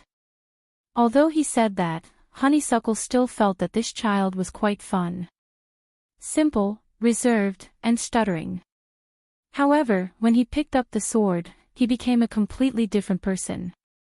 Su Meijun really wanted to ask, is there a shortage of people to serve tea? Can I do it? One had to know that all the spirit wool experts had gone missing, and there wasn't anyone he could ask for advice from. Otherwise, he might have already stepped onto the path to heaven. Don't even think about running. If you do, I'll break your legs. I'll do what I say. I'm fierce. I have hundreds of lackeys. Do you hear me? Even after the blue-clothed girl and the man-killer fiend disappeared into the rain, Su Meijun was still in a daze. The man-killer fiend that's causing so much panic shouldn't appear again, right? Tonight was really dangerous. If it weren't for the blue-clothed girl, he probably wouldn't be able to see the sun tomorrow. Oh right, I forgot to ask the girl's name. It was just that the young girl came and left quickly. She was in such a hurry that he didn't have a chance to interrupt. Senior Marshal brother, you've changed. The young girl looked at Su Meiju in silent posture as he stared at the night sky for a long time. He's already gone, why are you still looking? Don't talk nonsense, he's an expert. Su Meijun waved her hand. Is it a woman? Yes, beautiful, right? It seems like he's already gone. Are you still watching? Su Meijun pursed her lips and felt a headache coming on. Forget it, let's go back. By the way, who is that person? The junior marshal sister had just remembered that there was another person. Man-killer fiend. Who? Man-killer fiends, the junior sister suddenly raised her voice. I almost couldn't see the sun for a while. It's raining, there won't be any sun in a while. Be serious. Su Meijun didn't know whether to laugh or cry. The man-killer fiends came for senior brother, the girl was a bit scared. That's why I almost couldn't see the sun for a while. There won't be any sun in a while. It's going to rain, senior marshal brother. Junior marshal sister emphasized again. Su Meijun was speechless. She looked at her junior sister, who was so honest that she had a heart attack, and then thought of that sly girl. This was reality. For the next few days, Su Meijun would occasionally stroll around the city, only then did she find out that another martial artist was attacked that night. The man-killer fiend incident was still causing a lot of anxiety. Fortunately, through Su Meijun, the news of the man-killer fiend's capture also spread, as well as a young girl in a blue dress who liked to eat melon seeds. Su Meijun didn't even care about the martial arts competition anymore, he wasn't even a match for a man-killer fiend. The world was so big, and there might be many unknown experts. And that girl, Su Meijun strolled around the city to see if he had the chance to meet that girl. On one hand, he wanted to thank her, and on the other hand, he wanted to ask her for advice. He also wanted to find out the mystery of the disappearance of those spirit wool experts. With that girl's strength and mysteriousness, she might know something. What made him feel regretful was that every time there was a martial arts competition, that girl would always appear at the side to eat melon seeds. However, these days, he would go whenever there was a competition, but he never saw any trace of that girl. It was as if she disappeared after that night. However, he didn't give up. After all, the martial arts competition was about to start, and that girl might appear. Senior. You really don't want to participate in the martial arts competition? The girl looked regretful, but there was also some hope in her expression, as if she was hoping that Su Meijun would change his mind. No. Su Meijun shook his head and tidied up his clothes in front of the mirror. The mirrors in Dayo were really good. They were clear, and the figures in the mirror didn't have the slightest distortion. They also didn't turn black as easily as bronze mirrors. More importantly, it was very difficult to polish a bronze mirror to such a large size. In Dayo, such mirrors were even available in inns, but in Great Xia, they were very expensive. Let's go. Su Meijun brought his junior out of the inn and went straight out of the city. On the way, he saw many practitioners who were traveling the same way as them. Most of them were riding tractors. The practitioners from Great Xia liked to try this kind of transportation, which was rather rare in Great Xia. It was indeed much more comfortable than a carriage. One by one, the young heroes stood in the back of the tractor, facing the wind. 5 kilometers south of Wangjing City, the original farmland had been transformed into an open arena. There were 9 arenas, 3 big and 6 small. The 3 big arenas were the main arenas, and the 6 small arenas were used for the preliminaries. In addition, there were layers of spectator seats around the arena, which could accommodate 3,000 people. It seemed like a lot. After all, there were only a few hundred practitioners from Great Xia, and the number of practitioners from the Yun nation who came to participate was about the same. However, with the addition of the family and friends of many of the participating practitioners, some young people who came to broaden their horizons, and some onlookers, these spectator seats were far from enough. However, the officials in charge of this matter had already made preparations. In addition to adding a large number of spectator seats, they would also install a large screen outside the arena to broadcast the battles inside. Su Meijun and his junior got a seat with the invitation letter. They turned around and saw some of the more famous young practitioners around them. Many of them had interacted with them before, and they nodded to each other in greeting. At 8:30 in the morning, the Minister of War, Qin Chuan, went up to the center of the arena to give a speech. His voice was transmitted through the speakers in the arena. Although I see you as a bunch of bugs that I can crush with 1 foot, Her Highness is willing to give you a chance. In that case, show me your strength. Qin Chuan's merciless words made many of them angry, and they wanted to draw their swords and fight to the death. However, looking at the thousands of soldiers around them and the hundreds of winged cavalry warriors who were looking at them provocatively, they could only suppress their anger. Get him to come down. Ren Baqian, who was in the spectator stand, said to the guard beside him with a black face. This guy's opening speech was already like this. Ren Baqian didn't spend so much effort to select talents with potential just to turn them into his enemies. Qin Chuan didn't mind being called off the stage by Ren Baqian. The next person to go on stage was the MC that Ren Baqian had already arranged. After a provocative speech and explaining the schedule and the relevant prizes, the MC said in a high-pitched voice, "Next, let's welcome the lead band to perform." Many practitioners in the spectator stands were dumbfounded. Lead band? Band? What did that mean? They knew about performing on stage, however, as soon as they stood on the arena, there was an uproar from all around. Su Meijun was also surprised to see the girl in blue on the stage. Although she had expected her to appear here, she didn't expect her to appear in such a capacity. What was even more surprising was the identities of the other people. Li Yuanzhu and Lin Yu. Many people knew who these 2 people were. They were the 2 most powerful people in the martial arts world and were extremely beautiful. No one would have thought that such people would actually perform on stage. It was simply unbelievable. Many people recalled the rumors that Li Yuanzhu was related to Dayo, and from the looks of it, it seemed to be true. In addition to Li Yuanzhu, Lin Yu, and the girl in blue, there were 2 other men. One of them was bald, and the other made Su Meijun's pupils shrink. It was the man-killer ghost. The man-killer ghost looked embarrassed and at a loss as he waited for Hua and the others to adjust their instruments. Hua played the drums, Li Yuanzhu played the zither, Lin Yu played the flute, and Xing Ruo played the bone flute. When the messy music gradually became unified and formed a melody, Hua whispered, "Don't mess it up, or I'll beat you to death."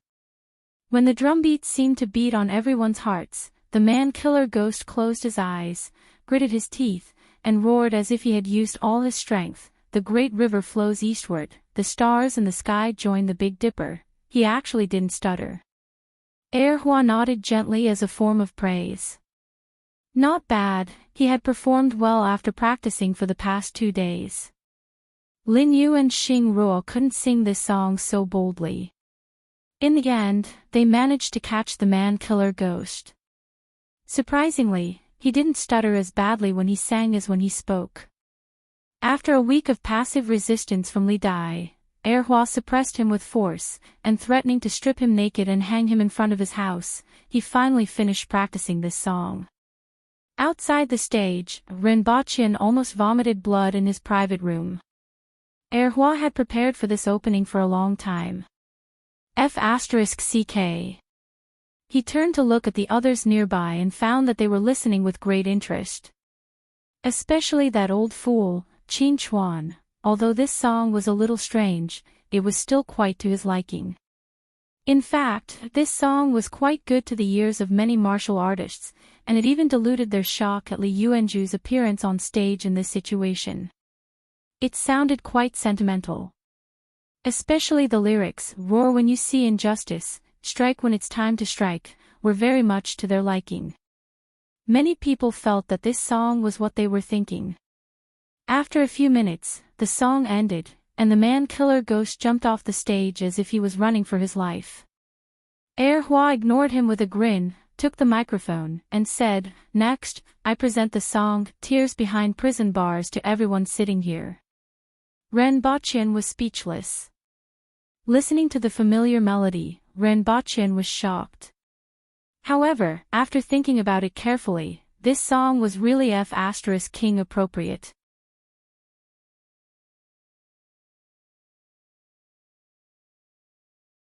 Chapter 1189. The song, "Tears Behind Prison Bars," made many martial artists hold their swords in their hands and look around in confusion. Who am I? Where am I? What am I doing? The lead band became famous with a single song. Many people wanted to curse at him. If it wasn't for the sake of the 2 seniors, Li Yuanzhu and Lin Yu. If it wasn't for the fact that they couldn't defeat him. At noon, Su Meijun heard about the girl's identity from others. The Princess of Dayou, Qi Yuqing. After all, some of the families and chambers of commerce in the Yun nation would go to the imperial capital from time to time. Many people had seen this princess who liked to drink at the Shanhui house. The identity of Hua spread from those people to the martial artists of the Yun nation and finally reached the ears of the martial artists of Great Xia. This made many martial artists feel the malice of the imperial court. Su Meijun was surprised to hear the news. What surprised him even more was that she was only 11 years old. Su Meijun suddenly felt a little fearful and a heavy sense of guilt when she thought about the other party's age a few days ago. After debating for an hour whether or not she was a pervert, Su Meijun went to the martial arts competition organizing team. "I was delayed due to some matters. Is it too late to register now? This is my invitation letter. Those who have an invitation letter can enter the seated group, but you definitely can't enter now. You'll have to fight from the preliminary round. If you agree, there's still an empty spot." The organizing team could be said to be the people who understood His Highness's thoughts the best. In the face of such a famous martial artist, they also adhered to the spirit of special treatment and gave him a way out. "Then let's start from the preliminary round." Su Meijun made a prompt decision. "Senior brother, didn't you say that you wouldn't participate?" "I changed my mind," Su Meijun said. After knowing the girl's identity, he felt that it would be very difficult to get in touch with her and ask her questions. However, if he obtained a good ranking in the martial arts conference, he might have a chance to get in touch with her. "Father, did I sing well?" Hua scurried in front of Renbachien and used the word scurried at lightning speed. Did you sing it? Renbachien chuckled. I was the one who formed the band, so of course I get the credit, Honeysuckle grumbled. Not bad. Renbachien nodded slightly and changed his tone. You've been out long enough. Come back with me. I want to stay for a few more days to see how they fight. Besides, this is also a chance to learn from others, isn't it? Honeysuckle quickly found an excuse. It's up to you, but you can't delay your homework. I've already brought your homework and exam papers. Find a time to finish them and have someone send them back. Renbachien gave the Imperial bodyguard a look, and the Imperial bodyguard immediately understood what he meant. He took out over 50 kilograms of homework and test papers and slammed them on the table. Honeysuckle felt his heart shatter. He wasn't her biological son, definitely not. Do you want me to go back with you? Honeysuckle asked. The homework can be reduced by half. Renbachien had a look of approval on his face. Forget it. If I die, then I die. I'm not going back. Honeysuckle shouted and disappeared without a trace. You stay here and remember to watch the princess finish her task. Renbachien gave the Imperial bodyguard an arduous task. The guard's forehead was covered in sweat. Your Highness, what about your safety? Should he let Cho Chi and Swatai stay? The two of them can fight better than you alone. Renbachien patted the guard's shoulder and entrusted him with an important task. By the way, keep an eye on Li Dai and other people who appear near the princess. The princess is young and doesn't know the dangers of the world. If anything goes wrong, kill them first. If there's a mistake, don't let it go. Understood. All right. Renbachien nodded and walked away. He had come all the way here just to watch the opening ceremony and leave without even showing his face. As for the rest of the competition, someone would naturally report it to him. If he wanted to watch it, he could see it in the capital. After Renbachien left, Honeysuckle resumed his days of eating melon seeds, watching the competition, and strolling around with his new subordinates. At night, he gritted his teeth and curled up in his room to do his homework. As the competition progressed, some outstanding martial artists gradually became known to the world. Even Renbachien had heard of them. For example, Great Xiaozanita sword Jiang Zhong, Light Rain sword Su Mei Jun, the Mace sisters from the Yun Nation, and Xiong Shui Tai and Shi Anan from the Aboriginals. Are you going to challenge him? Honeysuckle asked as he sat in the private room and watched Jiang Zhong use his sword to form a net that enveloped his opponent. Yes. Li Dai sat in his chair and straightened his body. Why? Is there a grudge? Honeysuckle asked curiously. Li Dai scratched his head and said, He is the most famous.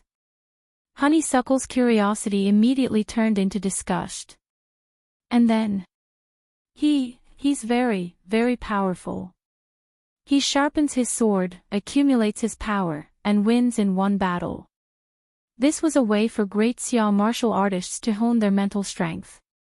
If they won the last battle, their mental strength would be at its peak, allowing them to break through the Earth embryo stage and enter the path to heaven. However, this required the life of an expert to be the cornerstone, be it the opponent or oneself. Honeysuckle thought about it and commented, boring. Li Dai was so angry that his face turned red. At the same time, a young man looked at the green on the distant horizon and was ecstatic. I see green, I see green. Really?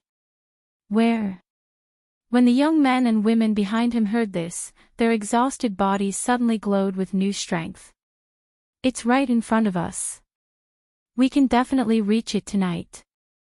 The first young man had 2 short horns on his head and was very tall. If we walk fast, we can get out of here tonight, Lin Dong, who had been following behind them, suddenly said. That's great. This MLM team finally walked out of the area outside the wall of two realms that was filled with poisonous fire. Late that night, the exhausted young men and women stepped on the grass and fell down. Lin Dong opened his arms and felt the yuan qi that was rushing toward him. It was even denser than at the wall of two realms. In his eyes, the whole world seemed to be different. The solid bottleneck in his body began to loosen, which made Lin Dong a little excited. As long as he found a place to cultivate, he believed that he would be able to break through in no time. Leader, this place. Su Jiaojia, who had been standing behind Lin Dong, was pleasantly surprised. Not a bad place. Lin Dong looked into the distance with his deep eyes. It was as if he was embracing the world with his hands. Thinking of the heavy responsibility on his shoulders, he finally gave up the idea of finding a place to cultivate. No matter what, he had to let these foreign races gain a foothold among the foreign races first. Let them eat the soul-cleansing pill first, Lin Dong ordered. After walking for a few more days, the group finally saw the field. This place was very close to the Grey Thorn tribe's village.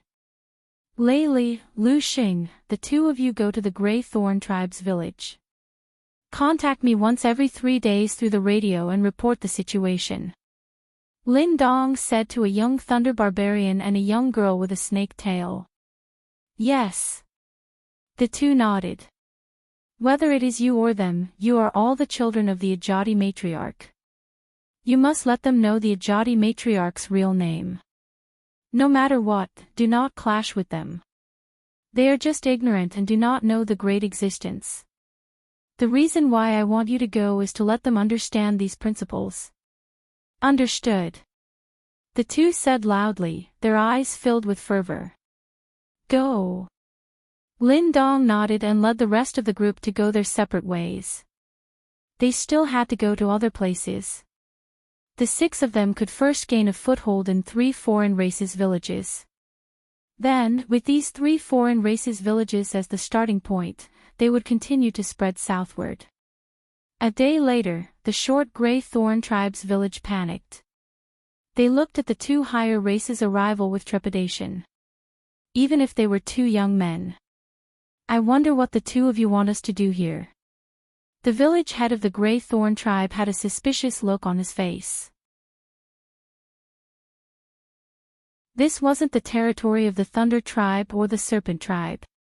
If he hadn't been to Stainless City before, he wouldn't have been able to recognize these 2 upper races. It's okay, don't panic. We are here to help you. Lu Xing smiled. Do you know Amway? No, the Ajati matriarch. Miao Shu House.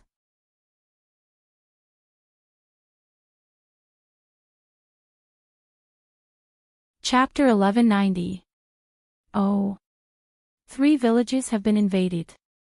Not bad. Renbochin smiled after hearing the news from the radio station. This was good news, and his move had finally begun to work. Although the missionary work hadn't reached his expectations, this was only the beginning. Back then, he, Lin Dong, and Xing Ruo had put in a lot of effort and couldn't find any mistakes in the teachings of the Ajati matriarch. As long as the other party's divine system was absorbed, it would be easy to eliminate the other party's rejection. Your God is an identity of the Ajati matriarch, and we also believe in her. Would you object? If you object, could it be that in your eyes, the God you believe in isn't the only one? Isn't it supreme? Since it's the only one, then my theory is fine. Isn't it very reasonable? Teachings. Are the teachings passed down by the gods or by you? If there is a contradiction, then your understanding is wrong. This kind of sophistry, coupled with the decision to integrate other divine systems from the beginning, was enough to break down the defense in the other party's heart. After all, this wasn't a confrontation, but absorption and integration. Most of the various religions guided people to do good, and all creatures yearned for the light. This was the nature of survival. As long as there was no conflict in the general direction, then small problems were easy to solve. Good news came from the south of the barrier, but after returning to Earth, Renbochin heard bad news. You used a nuclear bomb to blow up the capital of Thunder Barbarian. Renbochin raised his voice in surprise. This was a decision made after many discussions. Yang Sen looked serious. What was the result? Renbochin asked.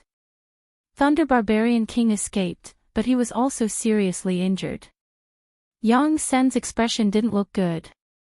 What exactly happened? Renbochin hated this kind of situation. In view of your warning and speculation about the strength of Thunder Barbarian King, a total of 3 nuclear bombs with a yield of 1.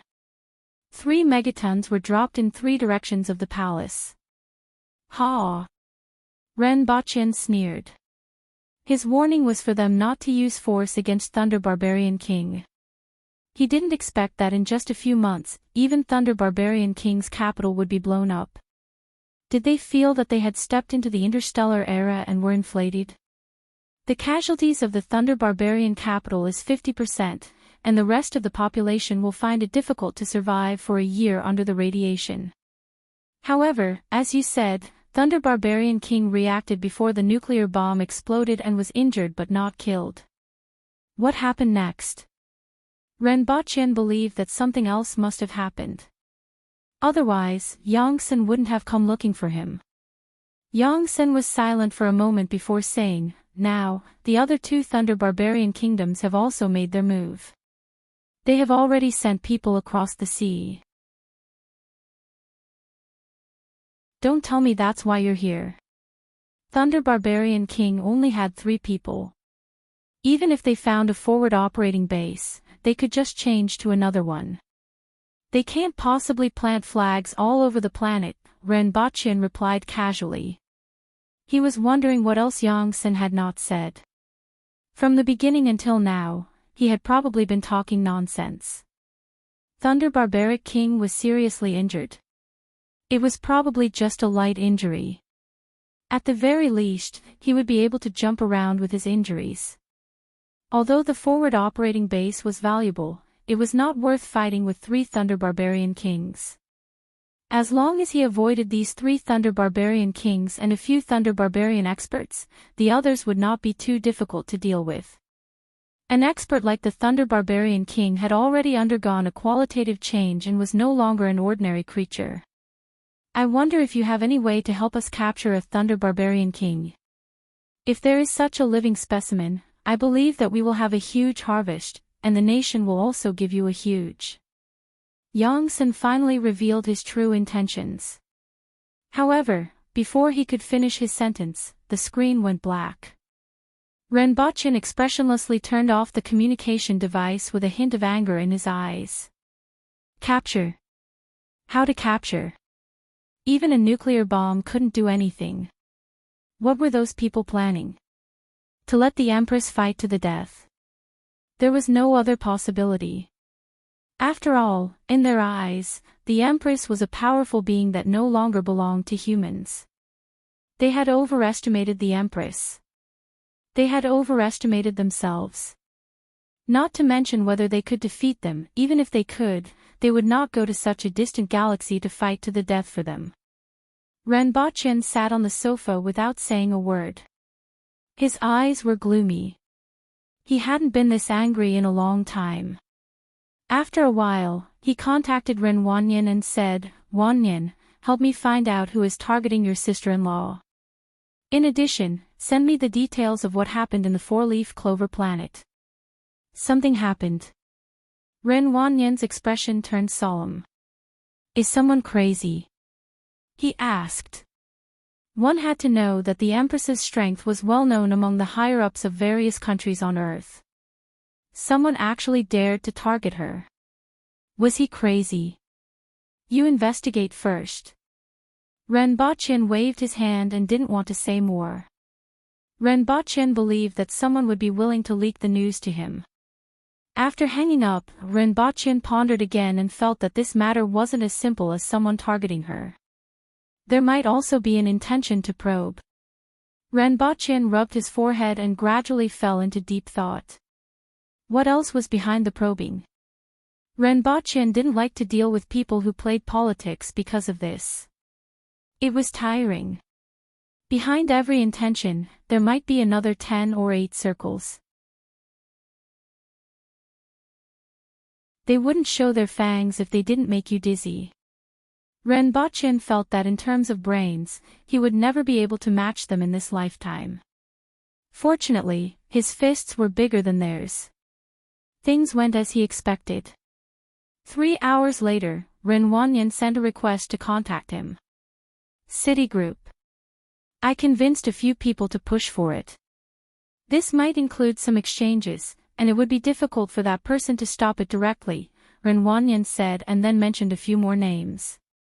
Who gave you the information? Ren Boqian suddenly asked.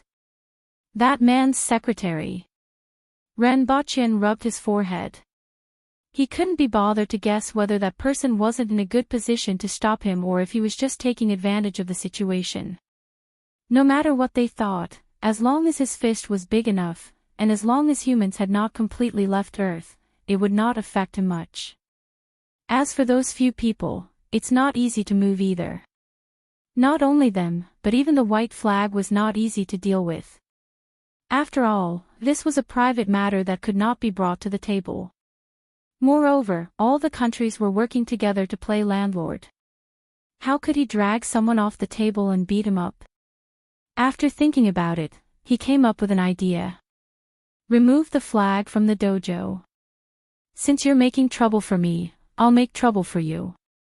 If they threw a bunch of Earth-will experts into the United States, they would have a headache and would have to bring 2 more bodyguards with them every day. In particular, after the uproar caused by the Empress, the United States was full of vigilance against strong practitioners. On the other hand, there was another kind of fanaticism among the people. Talented youths were recruited into the dojo. After entering the dojo, they would need to earn contribution points to learn higher-level martial arts. Over time, these people would become the blades of the dojo. Talented youths were recruited into the dojo. After entering the dojo, they would need to earn contribution points to learn higher-level martial arts. Over time, these people would become the blades of the dojo.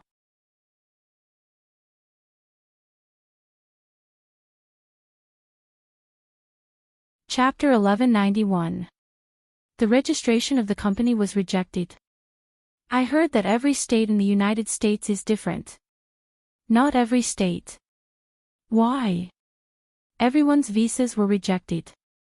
Ren Boqian threw the communication device with an indignant look on his face. I crossed the ocean to open a martial arts center to boost your economy. Why are you acting like you're guarding against me? Someone. Curator. Arrange for 50 winged cavalry warriors to come. Ren Boqian got up. When he went downstairs, the 50 winged cavalry warriors were already waiting for him. They weighed more than 150 kilograms, had fierce faces, and scars all over their bodies. They were the kind of people who would go unnoticed wherever they went. Many of the winged cavalry warriors looked at each other and immediately understood what was going on. Curator, who are we going to beat? You said to twist their heads off, but I'm sure I won't beat the sh*t out of them. Actually, it's not interesting to twist their heads off. It's more interesting to beat their brains out. Sigh, brain juice is sweet. Who knows? Let me tell you, this is a cold knowledge. The scene changed from the smell of brains to a battle between salty and sweet factions. These messy words immediately made the faces of the Messier 87 personnel turn green. This is brain juice, not tofu pudding, brothers. Also, what are they going to do? 50 Earth-will experts with extremely violent tendencies wanted to fight a war. Get in the car and go. Ren Boqian sat in the car in the middle and soon received a communication request from Yang Sr. What are you going to do? Yang Sen was livid. Sir, can you not cause trouble? Can't you tell me who provoked you? Don't worry, I'm just going to ask why they didn't apply for visas for my staff. Ren Boqian looked calm at this time. However, it would be strange if Yongxin could be at ease. 20 flying cars that had just gotten their flight permits went straight to Shanghai. After arriving in the suburbs, it took them another 2 hours to arrive at the Consulate General due to the damn traffic. By the time they arrived, the Consulate General was already facing a formidable enemy, and the roads on both sides had been sealed. Curator, who are we going to beat up? Or kill them all? The 50 bald men got out of the car and began to loosen up their muscles with fierce looks in their eyes. Beat, beat, beat.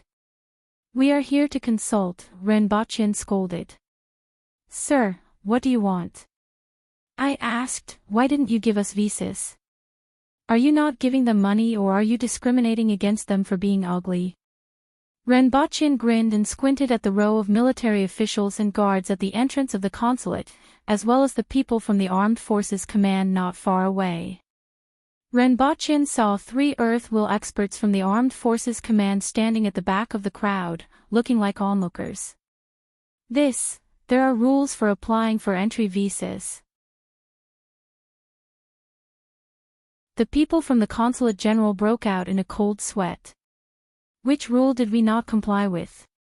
According to the latest derivative clause of the Biological Weapons Convention, Earth Will experts are strictly prohibited from entering the United States, the person from the Consulate General said while wiping his sweat.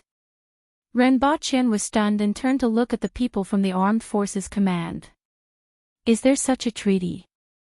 Also, what does the Biological Weapons Convention mean?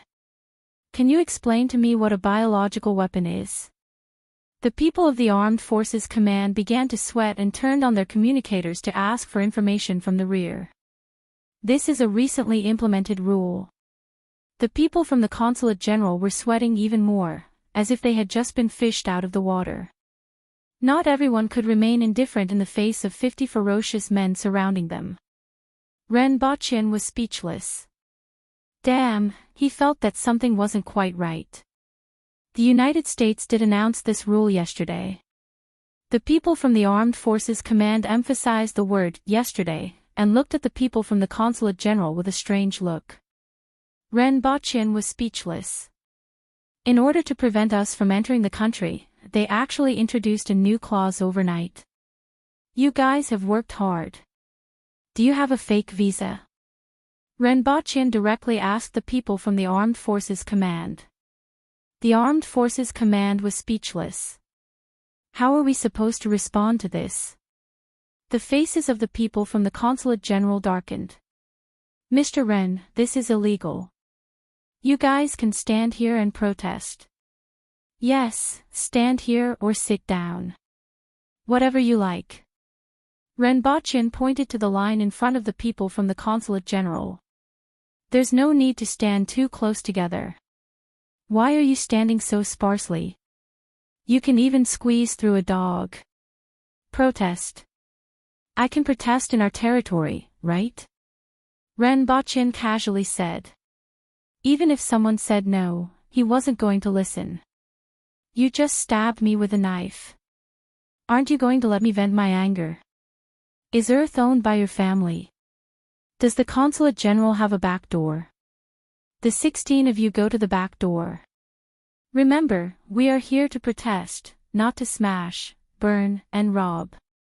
Put away your ferocious looks and show your indignation. Do you understand? Do you know what indignation is? Yes, that's it. Renbochin was satisfied to see the winged cavalry warriors gnashing their teeth and glaring angrily at him. Someone will come to deliver food and take over your shift. You guys can continue to protest here. Mr. Ren. The people from the Consulate General and the Armed Forces Command felt their scalps go numb. They had completely blocked the Consulate General. Renbochin ignored them and went straight to the car. He was finally in a better mood. He returned to Wuji City, arranged for someone to deliver food, and returned to Dayo. 5 days later, when Renbochin returned, he found that his communication device was about to explode from Yang Sen's calls. Mr. Ren, Uncle Ren, please reply.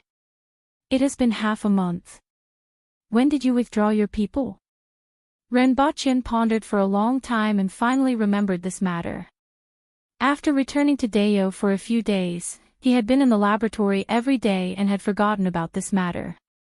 He immediately replied, "Oh, I forgot." Yang Sen was delighted to see Renbochin's reply, but he almost vomited blood when he saw the content of the reply. Forgot. Forget your grandpa. The back door of the American Consulate General in Shanghai was blocked half a month ago. This matter was even on the international news. Have they agreed to enter? Renbochin replied a few minutes later. Yang Sen scratched his head. With your current aggressive look, how would the American consulate dare to let you enter? They didn't agree. We can't not protest such discriminatory treatment, right? Renbochin replied again and threw the communication device aside. He drew a screen in the air. It was a picture of Thunder Barbarian capital from the sky. The time was in the morning. 3 cylindrical objects left the spacecraft and fell toward Thunder Barbarian capital. When they were about 1,000 meters away from Thunder Barbarian capital, the tall king appeared in their field of vision. After looking into the sky, Thunder Barbarian paused for a moment before disappearing in an instant. Renbochin had to slow down the video to see that figure clearly. There was a person in between. The speed was 700 meters per second, which was faster than the Empress. When the Empress came back a few days ago, Renbochin did some tests and found that the highest speed was only 500 meters per second. Then, 3 balls of white light lit up on the screen until the mushroom cloud completely obscured the image. This wasn't the first time Renbochin had seen this video, but he was still amazed by Thunder Barbarian's ability to detect danger. Even if he had never seen a nuclear bomb or even knew about it, he could detect the danger in a short period of time and immediately make the decision to leave. With Thunder Barbarian's speed, he could definitely leave the center of the nuclear bomb before it exploded. As for the periphery of the explosion, the damage caused to Thunder Barbarian was limited. In fact, on the day of the explosion, the spacecraft had detected the traces of the Thunder Barbaric King in another city hundreds of miles away. After all, Thunder Barbarian was too powerful and couldn't be concealed after leaving the main hall made of unknown materials. This time, Thunder Barbarian was obviously vigilant. Although the spacecraft could detect traces of Thunder Barbarian, it was almost impossible to lock onto him again. I wonder what will happen next. Renbochin had some guesses. After demonstrating his strength, there would naturally be peace talks. It depended on whether the other party could accept it. Renbochin felt that it would be very difficult. He heard that the Thunder Barbarians were looking for traces of Earthlings everywhere and were digging cellars in various cities. It had to be said that no race was stupid. After investigating the scene, the Thunder Barbarians quickly found a way to deal with nuclear weapons. Although it would still cause a lot of damage, it wasn't enough to make them give up the war.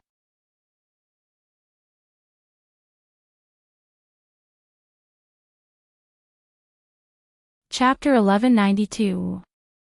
Renbochin did what he had to do next. Occasionally, he checked the news on the internet and saw the group of burly men from his martial arts center, even though they didn't show their faces. The winged cavalry warriors and disciples above the earth will level took turns in the martial arts center. Dozens of them stood there with signs of protest, and even a dog couldn't get in. If it weren't for the delivery drones, a few of them would have starved to death. What made him feel the most helpless was that the United States didn't even care about their reputation. Other than occasionally protesting in the country, they didn't care about anything else. In the end, they simply announced that the consulate would be renovated. In any case, if I don't care about my reputation, don't even think about coming over. In the end, someone joked, if others don't invite you in, you can't just barge in with a knife. Now that you've made a fuss, your face is in the mud. After protesting at the consulate for a month, Renbochin took the opportunity to withdraw his men. The consulate was renovated for another 2 months before it reopened. In any case, no one knew where it was being renovated. He just heard that the consul had returned to recuperate due to heart problems. The 3-month martial arts conference in Wangjing was also coming to an end.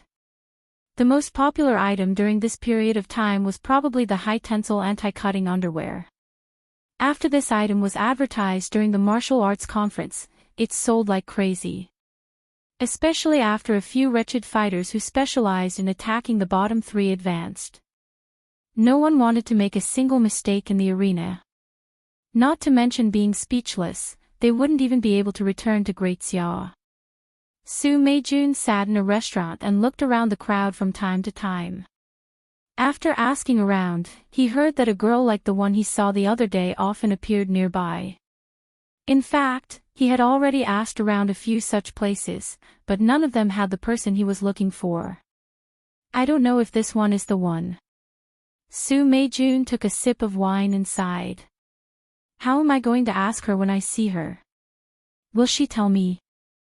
Su Meijun didn't know about this, but this was the easiest way for him to get closer to the truth. Brother Su, I heard that you have been asking about a girl these days. May I know which girl caught your eye? A young man at the table next to him laughed. You can't talk about this. Su Meijun waved his hands. With that person's identity, he couldn't just casually spread the news. Otherwise, he would be in big trouble. Look at how nervous Brother Su is.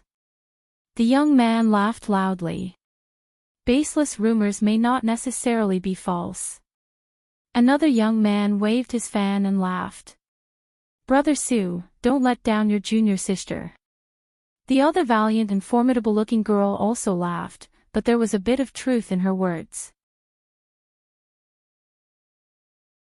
Junior sister Su Meijun was almost hanging on his body, that posture, even a blind person could see. Su Meijun shook her head lightly. She couldn't explain it clearly to them. After sitting for a long time and seeing that the sky had darkened, Su Meijun still did not see the person she was looking for. She shook her head slightly. It seemed like she had made a wasted trip again. Just as he stood up and was about to leave, he glanced outside and froze. Ecstasy surged from the bottom of his heart. It was her. Even if he got the wrong girl, the man-killer fiend behind her, even if it's turned to ash, he'll still recognize it. Unable to care about anything else, Su Meijun threw down $200 bills and hurriedly ran downstairs. Brother Su, you're in such a hurry. Could it be that you found it? The few of them laughed and moved closer to the window. Miss, please wait. Su Meijun went downstairs, found the figure in the crowd and hurriedly ran over. Just as I thought, Brother Su still wants to deny it. The few people upstairs laughed. Come, let's go down and watch. Let's see what kind of girl can make Brother Su fall head over heels for her. Miss, please wait. Su Meijun saw that Tu Hua was ignoring her and hurriedly called out again. Just as she was about to step behind Tu Hua, she was stopped by someone. It's you. Li Dai raised his eyebrows. I didn't think you'd still remember me, Su Meijun laughed at herself. Not dead. Died, under my sword. Remember, Li Dai said seriously. In reality, she was the only one. Hearing this, Su Meijun didn't know what to say. If it weren't for that girl that day, she would have died a long time ago. Thinking that, he didn't want to waste any more time with the man-killer fiend, loudly called out, Miss, please wait. Please wait, please wait, please wait, don't you find it annoying? I'm in a hurry to go back and do my homework. How can you not have any eyesight? You're so annoying. Tu Hua was annoyed after being called out a few times, so he turned around and started scolding him.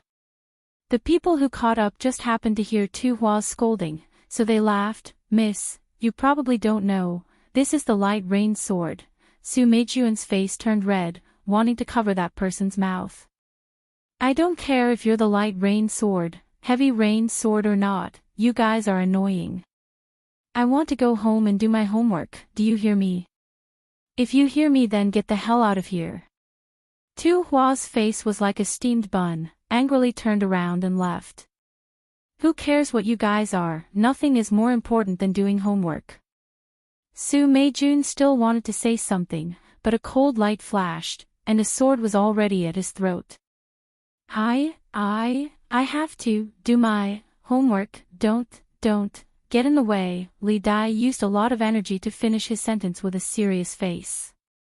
Hiss, such a fast sword, who is that? The young warriors who joined in the fun all gasped.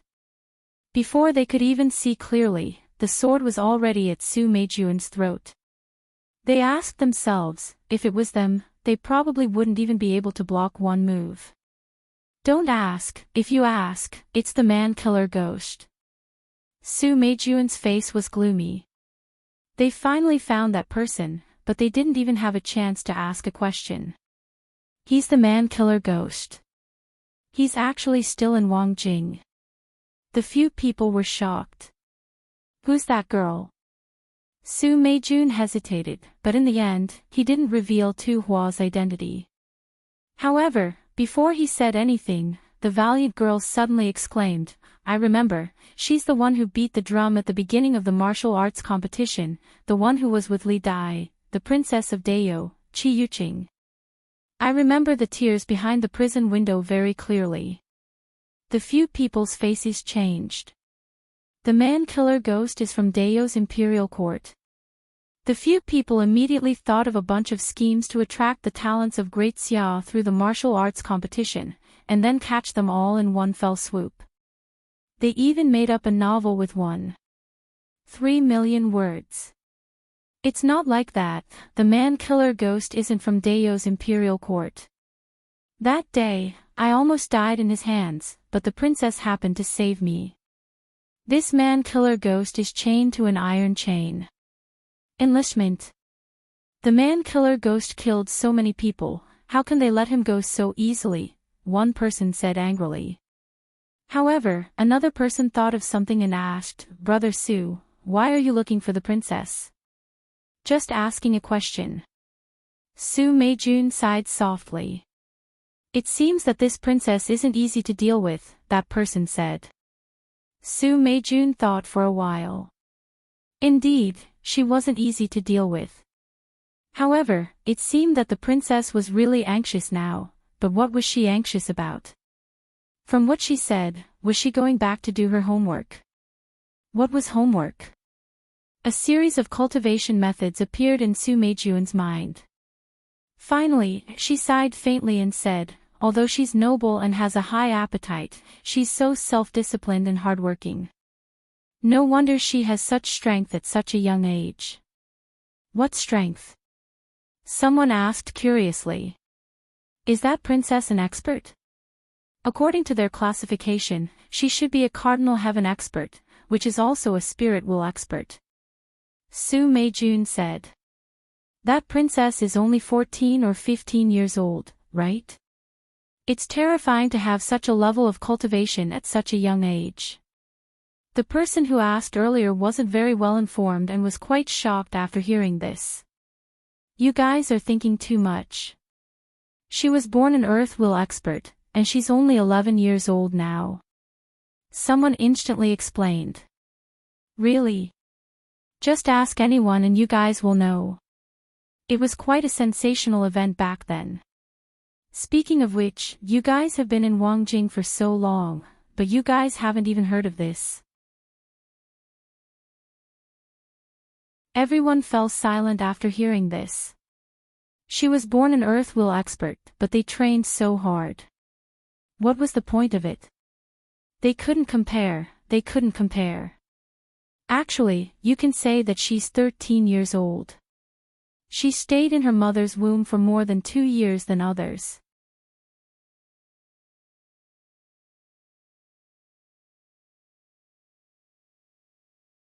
Chapter 1193. After finding the area where Lu Hua appeared, Su Meijun waited at this restaurant whenever he had time. Even his junior sister sighed and said, "You have changed, dog." However, Su Meijun didn't have a chance to ask Lu Hua. Almost every time he appeared, he was in a hurry. His words were always the same: "I'm in a hurry to go home and do my homework." Su Meijun didn't get what he wanted even after the martial arts competition ended. However, the top 16 of the martial arts competition had to go to the capital to receive the award from the prince, which gave him some hope. "You hit me with this thing." Lu Hua's eyes widened as he angrily pointed at the iron rod in Ren Baqian's hand. "A bat? Did I pick it up from the garbage? I gave it to you while playing games." Ren Baqian waved the iron rod in his hand. "Don't run, stop. Tell me why you hit me first." Lu Hua wasn't stupid and ran very fast. "You still have the cheek to ask. What did you sing at the closing ceremony?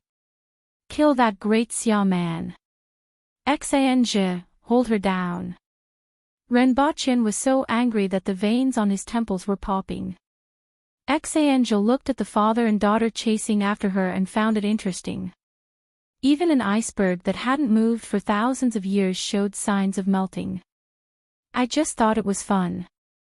"What's the relationship between the lyrics and the title of the song? You actually hit me with that thing over such a trivial matter." Lu Hua felt wronged as he climbed over the wall and ran away from home. Ren Baqian threw the iron rod on the ground and was so angry at Lu Hua that his liver was in pain.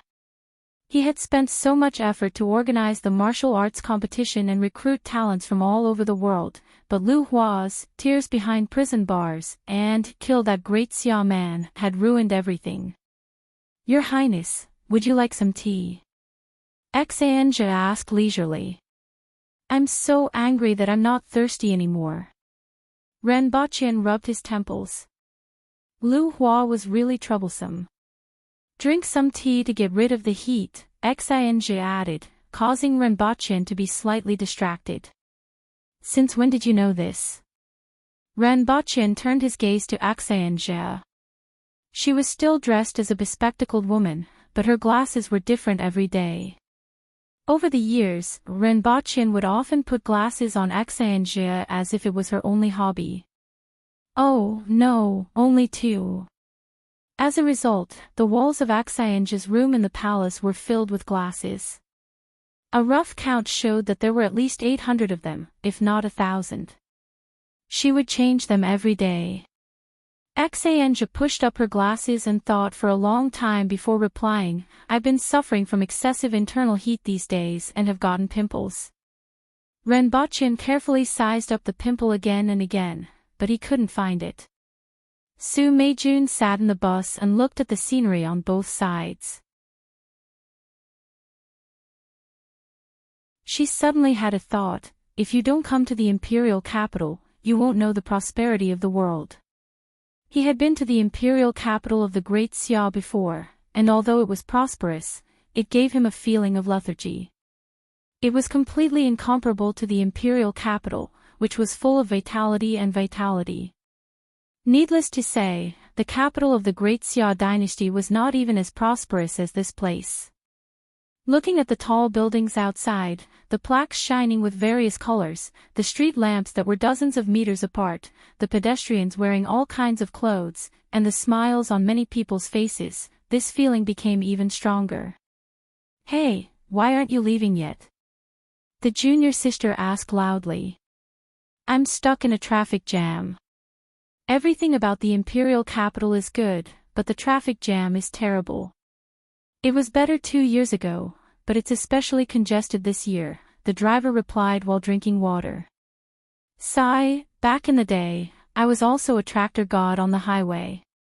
When I turned a corner, others couldn't even see my shadow.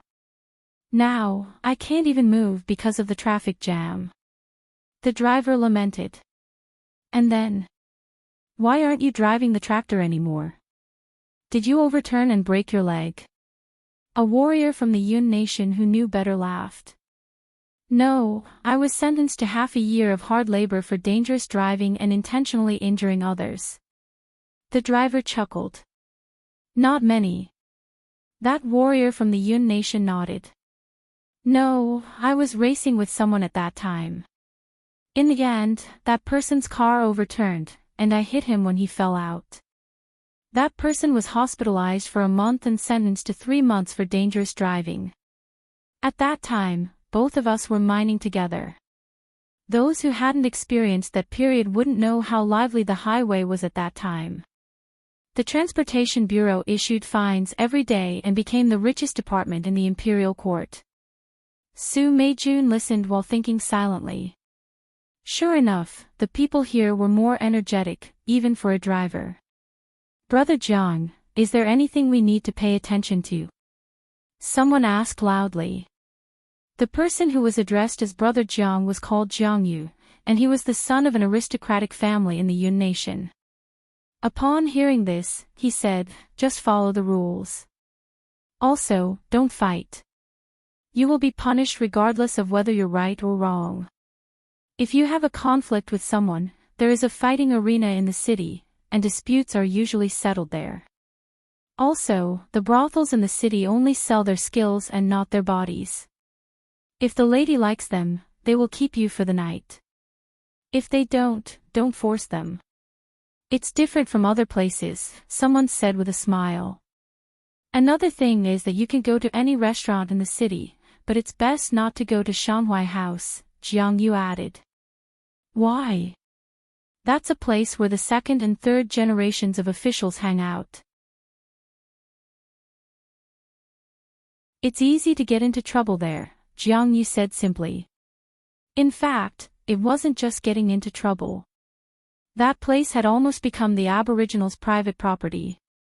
Other than the Aboriginals, only a few people went in and out without trouble.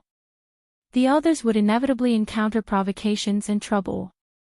Su Meijun's heart skipped a beat when she heard this. After settling down at night, Su Meijun inquired about the location of Shanhui House. She might be able to get some information there. When she arrived at the entrance, she heard a lot of people laughing inside. Their voices could even be heard on the street. Then, she heard a young girl's voice. Is anyone treating me to a drink? I ran away from home and didn't bring any money with me. The princess ran away from home again. Is it because she didn't finish her homework or because she failed an exam? Many people smiled. If the princess ran away from home in other places, it would be a big deal. But here, it was a common occurrence. They were used to it and delighted to see it. Su Meijun stepped into the restaurant. It's my treat. As soon as she said this, the restaurant quieted down. One by one, burly men or valiant young girls looked over with unfriendly expressions.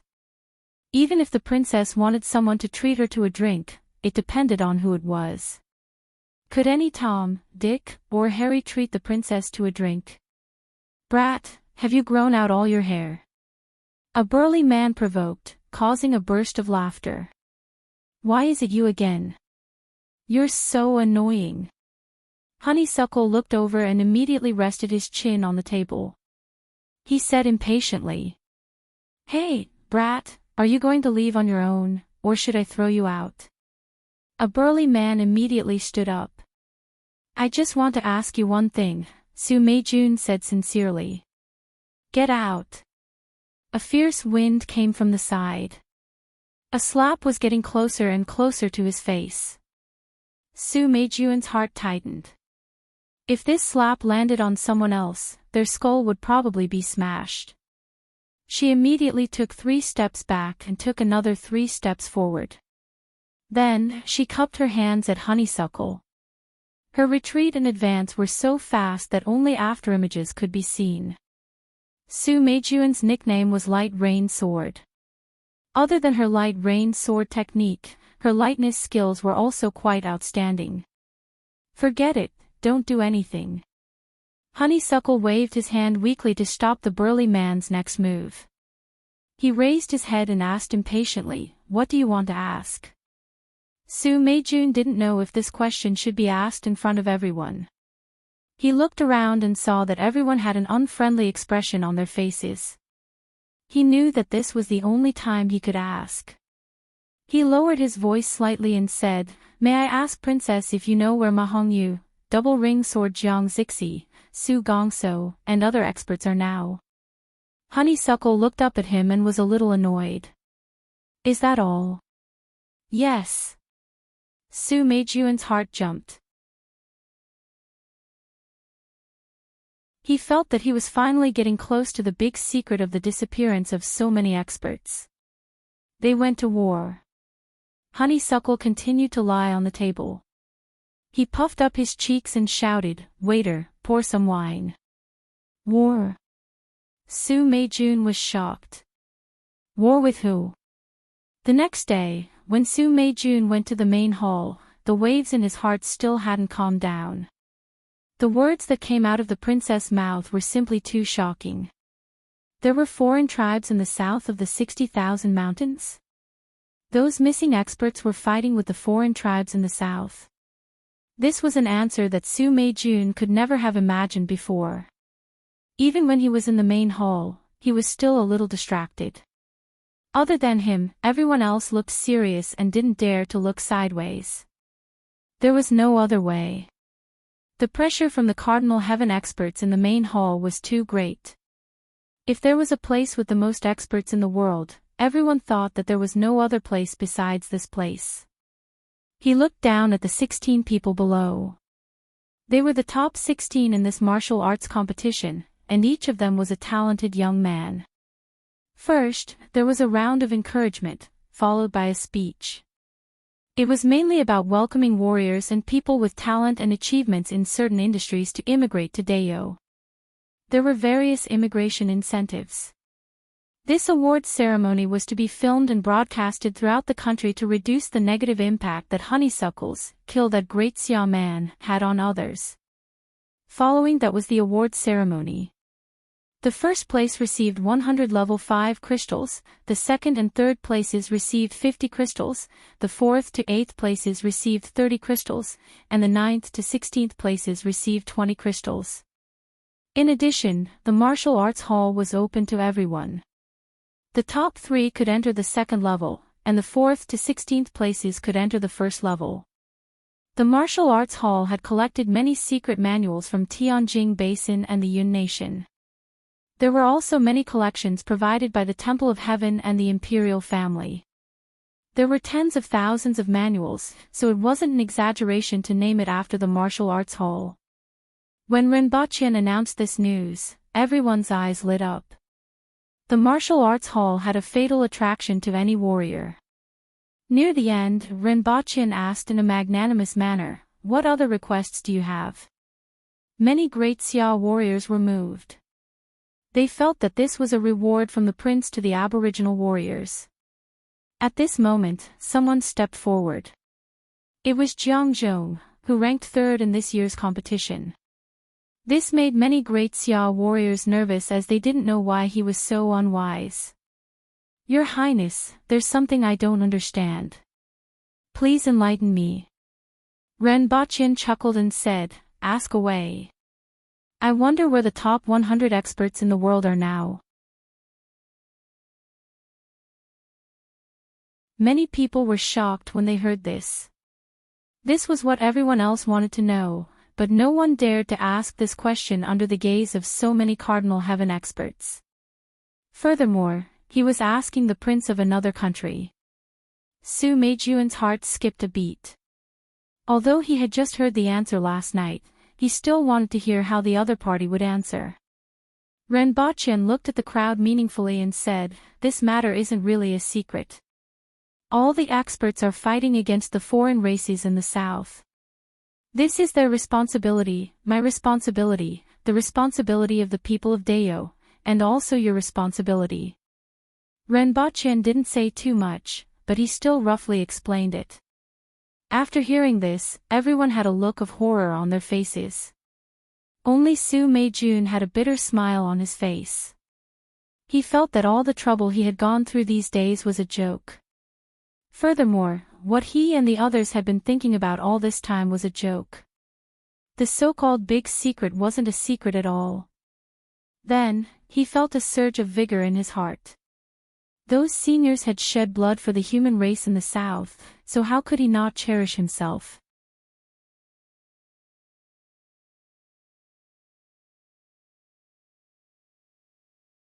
Chapter 1194. Lu Qing looked at the city wall in front of her, her heart filled with an indescribable emotion. This was Stainless City. It had been a year and a half since she arrived at the Greythorn village. She could be considered to have gained a firm foothold, developing quite a few followers of God in the village. The beauty of the Void hometown and the recognition of brothers and sisters of different races filled her followers with a sense of pride. The reason she came to Stainless City this time was to develop a new group of believers. Stainless City was more than 7,000 kilometers away from the two-boundary wall. It was also the city closest to the two-boundary wall, the center of the area of several thousand kilometers, where the Stainless Goddess resided. Where are you from? What's your name? The guards at the entrance were two Nashi clansmen with long tails. When they saw Lu Qing, their eyes lit up. Their biological instinct to pursue the opposite sex made them very interested in this clansman they had never seen before. I'm from Luoyuan. Lu Qing's face carried a trace of excitement. This was the first time she had seen a clansman from the outside world. What kind of place is Luoyuan? The two guards thought for a long time but still couldn't imagine that a Greythorn village that they had never placed in their eyes would actually produce a clansman. Where are you going? The two guards motioned for Lu Qing to stand to the side and not block the way into the city. They chatted with her while casually inspecting, berating, or kicking a few low-level clansmen. Lu Qing frowned slightly. We are all the people of the Old Mother, we are all brothers and sisters. This concept had long since been rooted in her heart. But she knew what was more important. From the two guards, she learned about the situation of the Nashi clansmen in Stainless City. There were thousands of Nashi clansmen in the entire city, but there were no other Nashi clansmen within 1,000 kilometers. Stainless City was dominated by the Rolling Wind clan, which was also the race of the Stainless Goddess. This clan had many clansmen, and most of them had the ability to control the wind. The biggest problem was that this clan was very dirty. When the two Nashi guards mentioned their name, their eyes were filled with disgust. Probably because there was always wind flowing around their bodies, it caused a large amount of water to be lost. Thus, this clan liked to wrap themselves in a layer of mud, and they only bathed twice in their lives, once at birth and once at death. One could imagine the smell on their bodies. Why don't you wait for a while? I'll take you to Willow Alley after your shift is over. A guard invited Lu Qing enthusiastically after hearing that she had nowhere else to go. Just like that, Lu Qing settled down in Willow Alley, which was filled with Na clan members. This process was not a smooth one. Lu Qing would occasionally mention the Ajati matriarch, and almost got into a conflict with the Snake clan. Fortunately, Rinpoche had devised a set of sophistry and words. After some time, the people of the Snake clan no longer felt so repulsed by her. As long as I spend some time, I will definitely be able to develop some followers. Lu Qing clenched his fist when no one was around. In addition, she also inquired about the places where the lower races lived in the city. These lower races were the lowest existences in the city, and their lives were very difficult. Therefore, some small favors could make these lower races listen to her seriously. For example, by giving them some daily necessities and a small bag of food, many of the sick and elderly of the lower races who did not have much labor power would listen to her talk about the Ajati matriarch every day. As time passed, there would naturally be people who would agree. As for the money to buy things, she still had a few villages to support her. Although each village was in dire straits, when added together, it was barely enough to support her activities in Stainless City. Lu Qing carefully avoided the Rolling Wind people that she occasionally encountered. It wasn't that she found it dirty, but that the Rolling Wind people had a bad temper. Unknowingly, the ground suddenly began to shake, and the tremors were getting stronger and stronger. What's happening?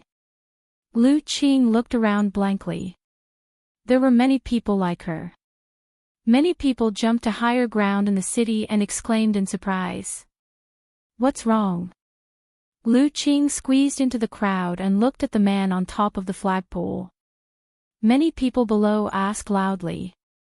A huge beast. It's very big, twice the height of the city wall, the man on top gestured. Soon, some people who were a little further away from the city wall but had a wide field of vision could see that a huge head had appeared on top of the city wall. An earth spirit wearing a simple robe and a crown made of precious stones patted the giant beast's head and made it lower its head. Then, he jumped down from the beast and led some earth spirits into the city through the gate. They went straight to the center of the city. Earth Spirit Clan, Su, requests to see the Heavenly Lord. Do you think the Heavenly Lord is someone you can see whenever you want? Come with me, the High Priest wants to see you. Not long after, Imperial Prince Su saw the so-called High Priest in a stone hall with a few holes at the top that allowed sunlight to pass through. He was tightly wrapped in cloth from head to toe, only revealing his eyes and mouth. There were also gray water droplets dripping from the cloth. Original Earth Spirit Clan, what do you want to do? When the High Priest spoke, Imperial Prince Su could even hear the howling of the wind. Violent winds swept through the stone hole. A branch of my Earth Spirit Clan has been exterminated. Su was ordered by the Black Sky God to come and kill the enemy. Imperial Prince Su said loudly. According to the Black Sky God's guidance, the enemy is in this direction. High Priest of the Rolling Wind Clan, please tell me. The High Priest's slightly turbid eyes looked at Imperial Prince Su and he let out a laugh that sounded like a bellows. So that's how it is. Even if you didn't come, this old man would have sent people to investigate. Since that's the case, I'll let you guys deal with it yourselves. Go and kill. Where is our enemy? Imperial Prince Su's eyes lit up and he asked loudly. More than a year ago, the road mark left by the Black Sky God had lost its guidance. He had been searching in the original direction, going to many cities and places before finally arriving here. This was also the largest city in the north. There used to be a branch of the Earth Spirit Clan guarding the Black Stone Wall in the north. They were the abandoned clan that stayed here after the war to guard the other side of the wall. After a few thousand years, the abandoned clan has returned. Your clansmen must have been killed by them. Go and take revenge, go and kill. Go and destroy those abandoned clans. Abandoned clans. The branch that used to be called the human race. That's them. Now, they have declined to the point where they can no longer pose a threat. However, according to the agreement from back then, if this abandoned clan appears again, they must be completely annihilated. Without those kings, they still dare to come back. They really don't know what's good for them. Let them experience the anger of the Earth Spirit Clan. The High Priest laughed. Since it was the agreement from back then, why did you let them go? Imperial Prince Su asked. Back then, other than a branch of the Earth Spirit Clan and a branch of the Thousand Bone Clan, there were still some sentries left outside the wall between the two realms. Some of them have already returned from outside the wall between the two realms. They first went to where the God of Six Gods is, then sent a message here. My Rolling Clan also just learned about it. If it's them, the Earth Spirit Clan definitely won't let them go. After Su heard about the enemy's message, he wore a cruel smile on his face and strode out of the main hall. The High Priest laughed like a bellows and then soaked himself in the pool, no longer paying attention to this matter. The Earth Spirit Clan, which had a powerful giant beast and a secret symbiosis technique, was definitely not something that the abandoned clan, who had lost their king and had stayed outside the wall between the two realms for thousands of years, could resist. In this way, he could save himself the trouble of mobilizing his troops and rations. Lu Qing didn't stay in the city for too long before he felt the same tremor again. However, this time it was far away. This direction, is it Luoyuan village? Why would such a powerful giant beast go there? But the high priest said that if there's an abnormal situation, I have to report it to him. Lu Qing thought for a moment, then returned to his room. He moved a piece of soil at the foot of his bed and took out a palm-sized metal cylinder. He first took out 3 antennas, then pressed a few buttons. Primary Priest Lu Qing. What's the matter? A woman's voice came from the other side. Lu Qing remembered that it was the officiant beside the high priest. Today, some Earth Spirit clan members and very large giant beasts left Stainless City and headed north. The high priest said that if there's such a situation, I have to report it to him. After she finished speaking, she felt as if time had stopped for a moment. She couldn't even hear the other side's breathing. Then, a slightly different voice came. You've worked hard. Do you know how many Earth spirits there are, what kind of giant beasts, how many, and which route they took? I don't know. I'll go ask around. Someone should have seen them at the city gate. The route they took was in the direction of Luoyuan village. Then, Lu Qing was a little worried. Will the gray thorns in the village be all right? They'll be fine. After saying this, the officiant encouraged him again and hurriedly turned off the radio. First set a small target, for example, 1 second. Remember, bookseller's residence.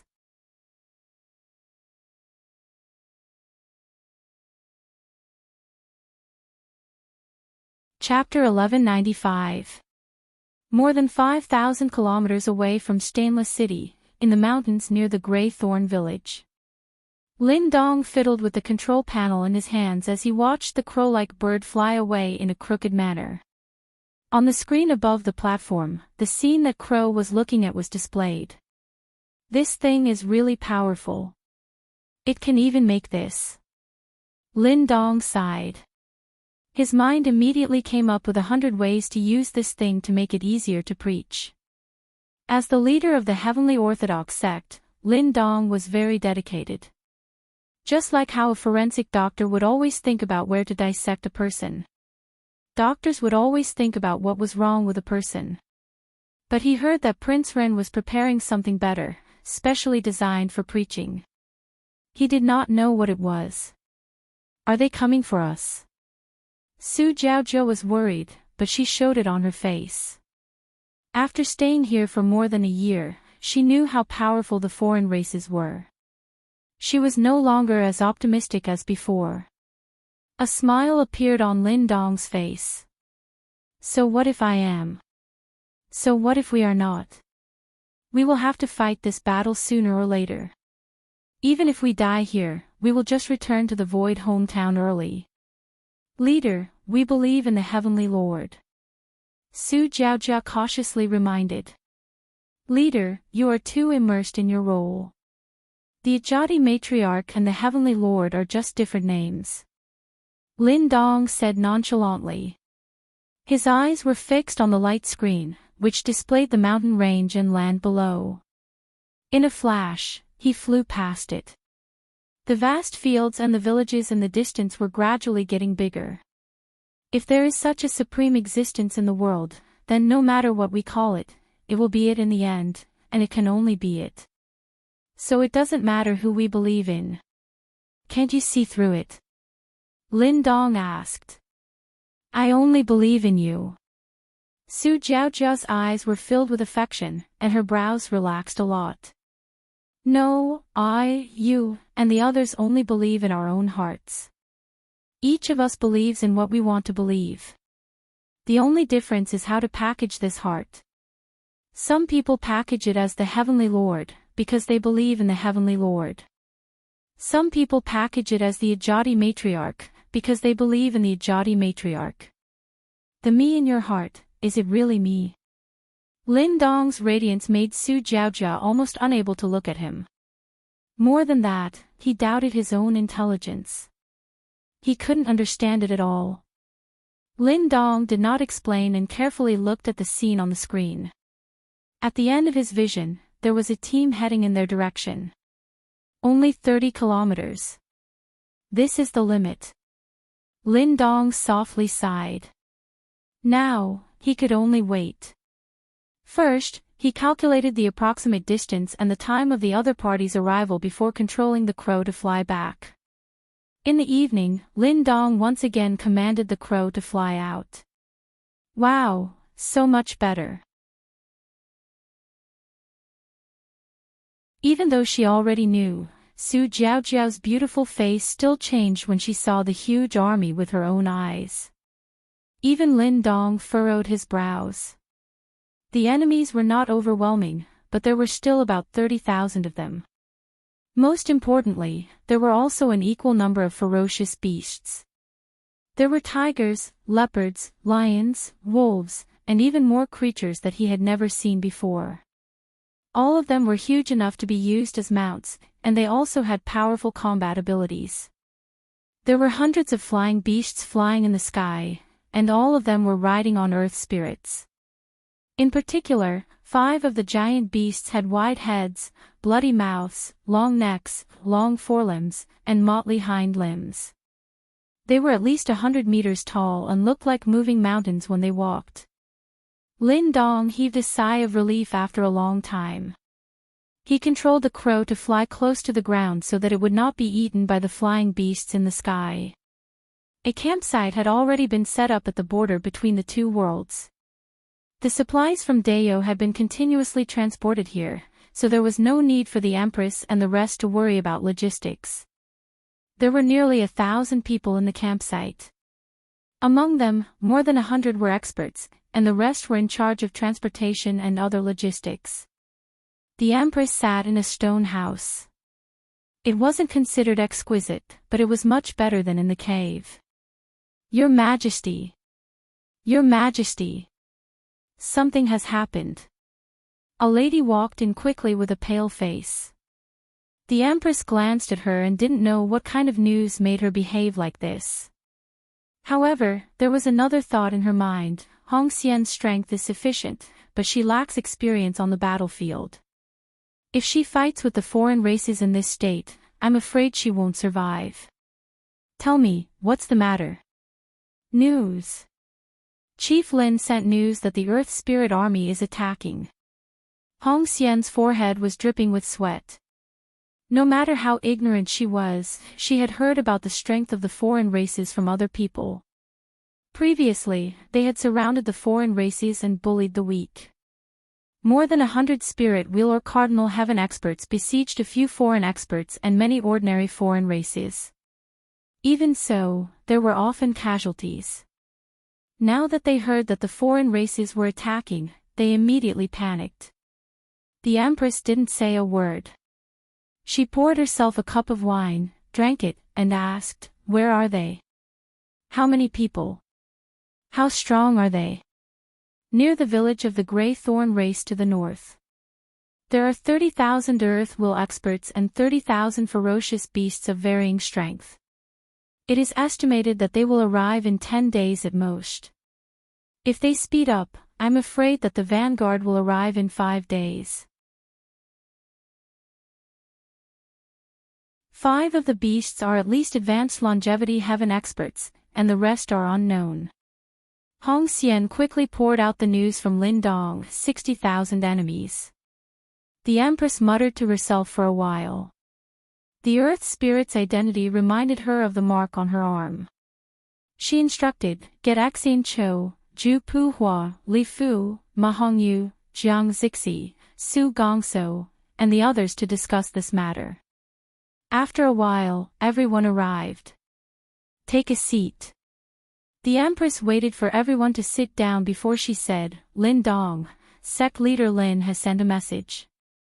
About 30,000 people from the Earth Spirit tribe and 30,000 ferocious beasts have appeared in the vicinity of the Grey Thorn tribe's village. Everyone is familiar with that place. A little further north is the land of fire poison." As soon as the Empress finished speaking, everyone's expression changed. Some even stood up and subconsciously looked toward the south. Hee, who cares how many people there are? Let's *CK them up. Xian Cho grinned with a sinister look on his face. Zhu Pu Hua revealed her white teeth. Her whole body was surging with fighting spirit and a bloodthirsty aura.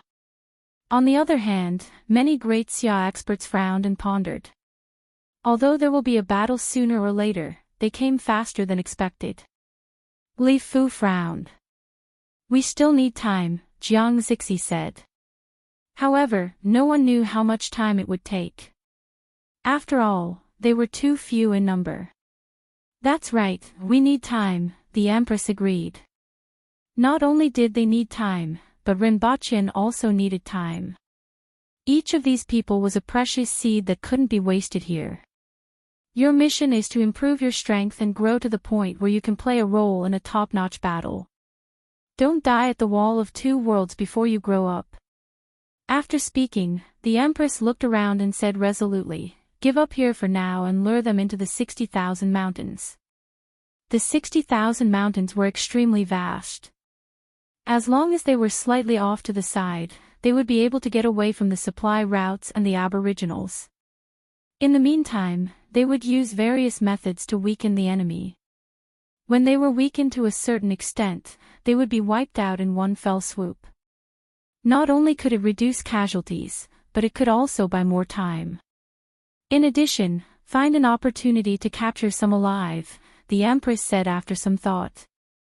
Rinpochen hadn't left any alive before, but he was very interested in the method of sharing life with the Earth Spirit.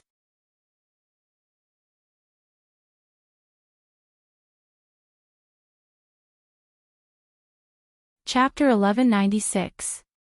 They're here so soon.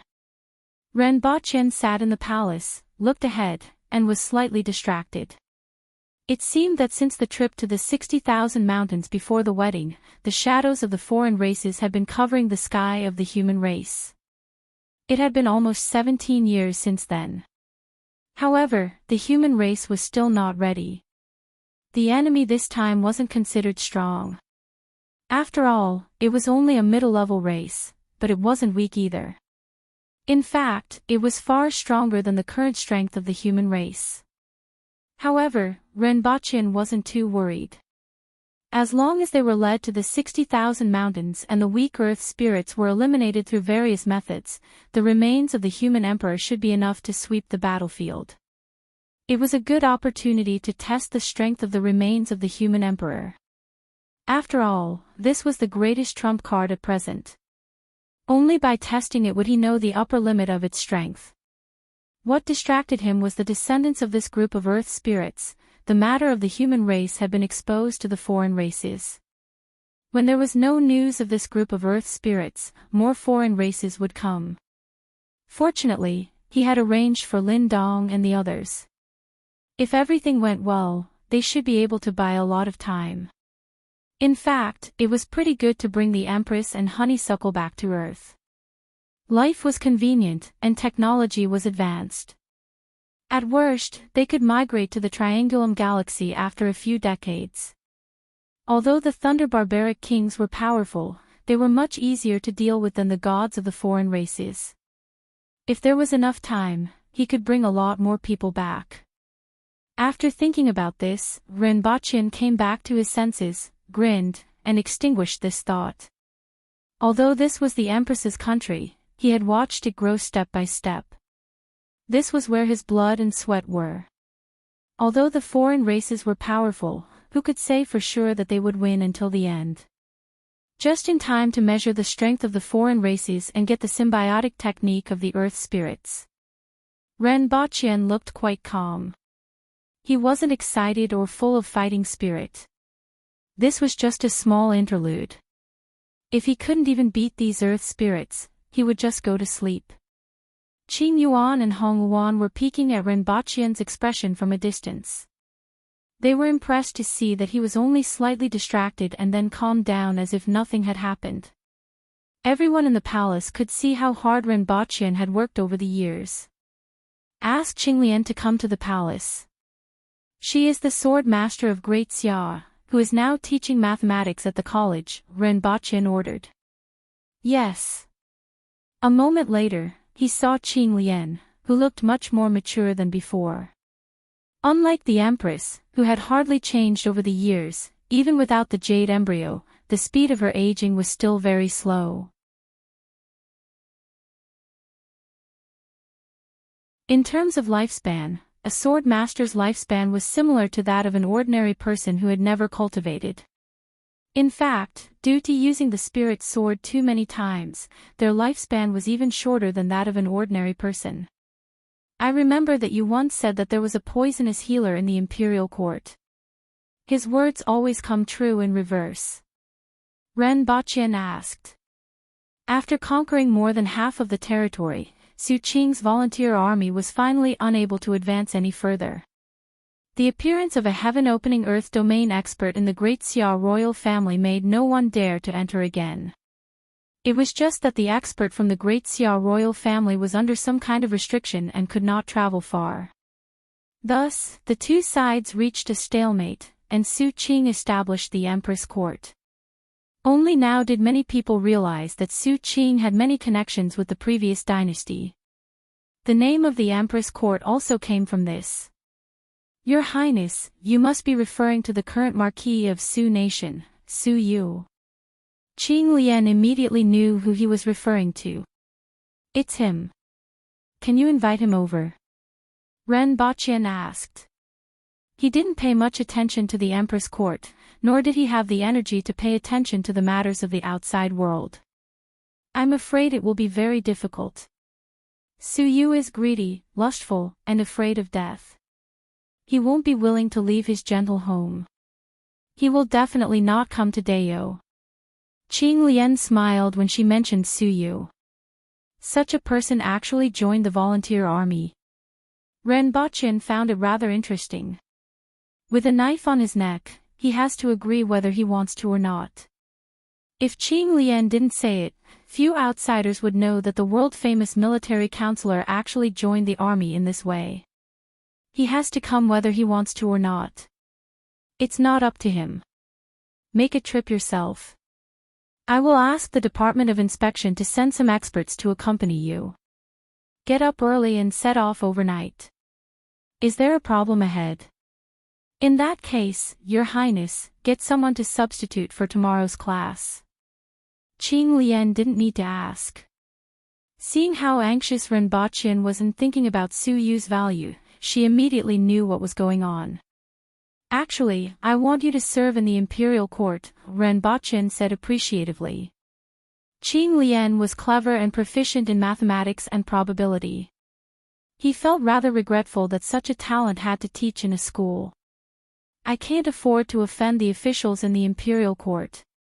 Qing Lian pursed her lips and smiled, which made Renbochin laugh as well. Going to court every day was like fighting. Ordinary people really couldn't afford to go to court and get hurt. Go back and prepare first. I will arrange for a carriage to go with you later. Renbochin dismissed Qing Lian and thought about the Bichi again. However, the Empress wasn't around. With its speed, not many people could catch it.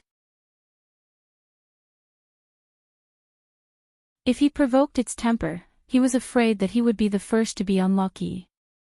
Hence, he gave up on the idea. He only hoped that Su Yu's ability would be of great use.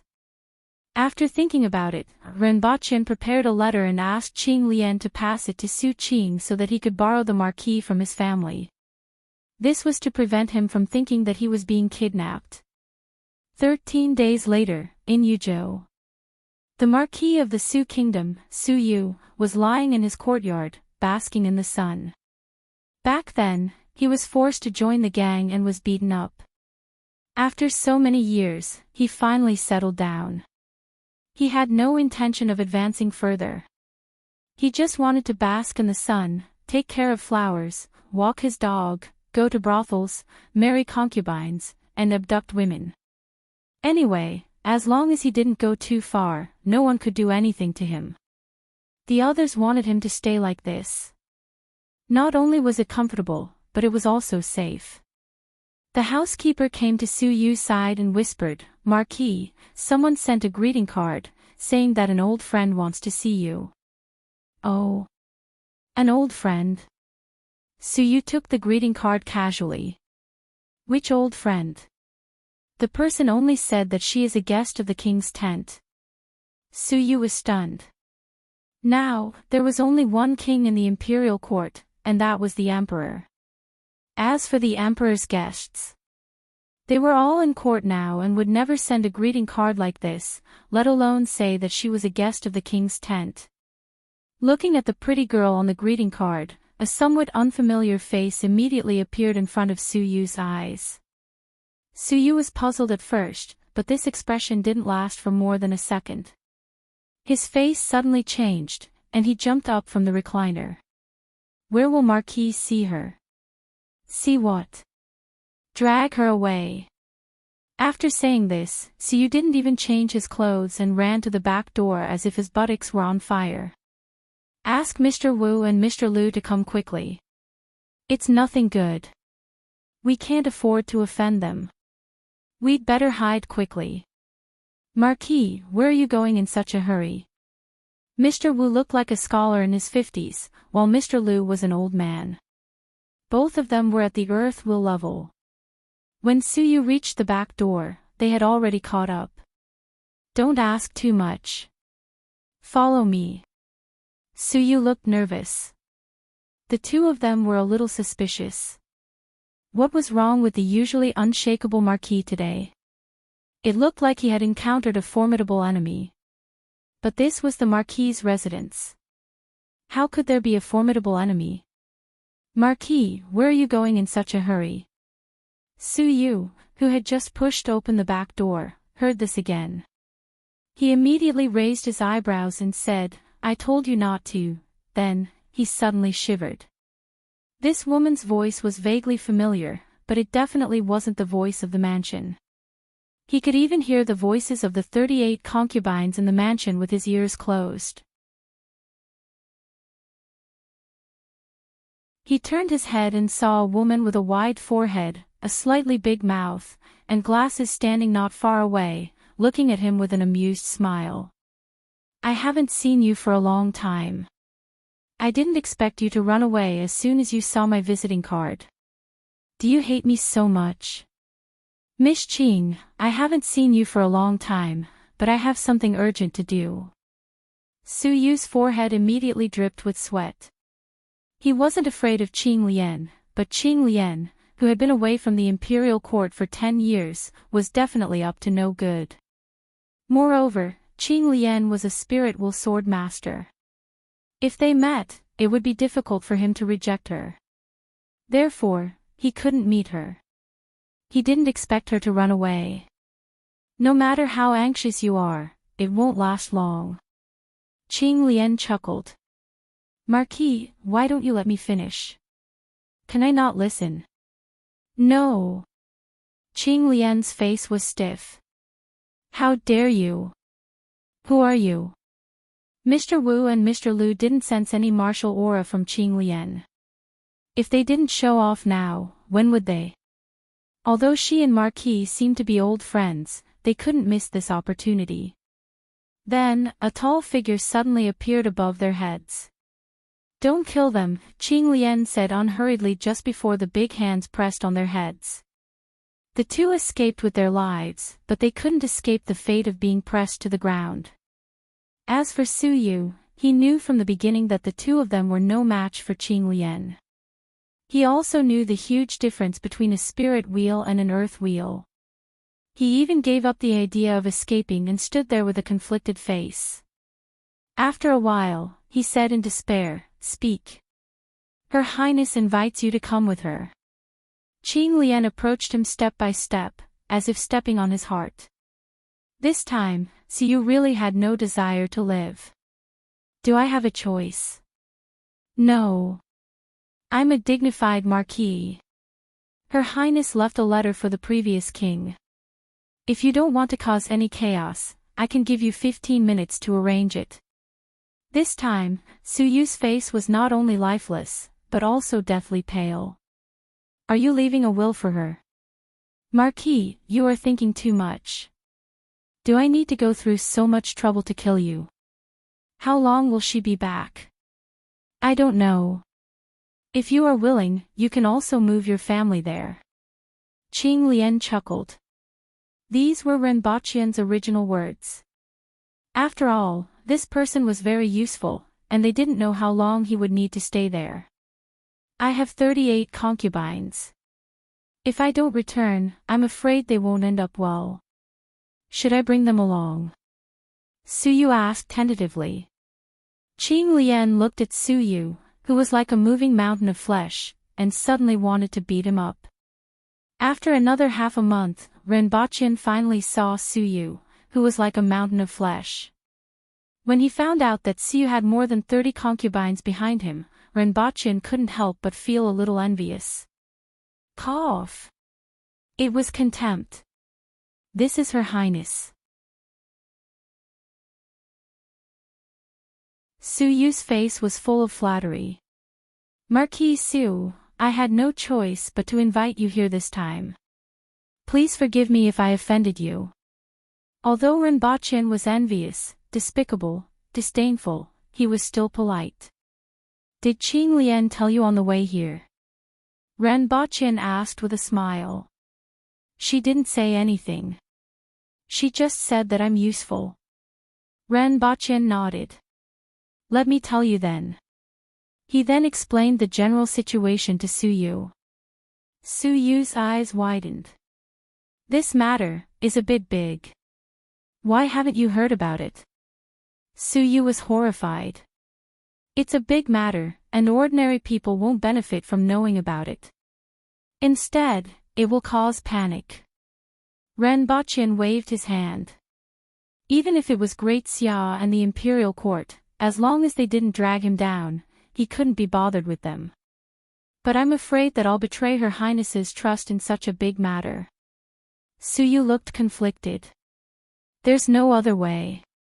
The foreign races are powerful, and the human race is weak. As long as there's a slight chance, we have to try. Under the heavens and on the earth, the human race has to face such difficulties. If we can defeat the foreign races, of course, everything will be fine. If not, the human race will be removed from the world. Therefore, everyone with the ability has to participate. Even the ruffians are fighting outside the wall of the two worlds, let alone people like us who live in the imperial court and enjoy the worship of the people. Renbaqian's words were resolute and decisive. Suyu opened his mouth but couldn't say anything else. Suyu thought about it carefully and couldn't help but admire Renbaqian. Dayo had been preparing silently for so many years, and the aboriginals had been guarding the south for so many years to fight the foreign races with all their might. Unlike the battle between the imperial court and Great Xia, this was a battle that truly carried the fate of the human race. A marquis like him didn't even know about it. Forget it, I'll sell these few 100 kilograms of meat to Her Highness. Suyu's small eyes were shining at this time. He didn't look like the cowardly and ingratiating person anymore. He was no longer the Marquis Su who was waiting to die in the Marquis's residence. This sentence was addressed as Her Highness and not Her Highness of Dayo. From Renbaqian's description, he had already figured it out. After this battle, there would probably be more battles, and he might not be able to return for a while. If Dayo was defeated, it would be useless to return. If Dayo won, there would be no point in returning.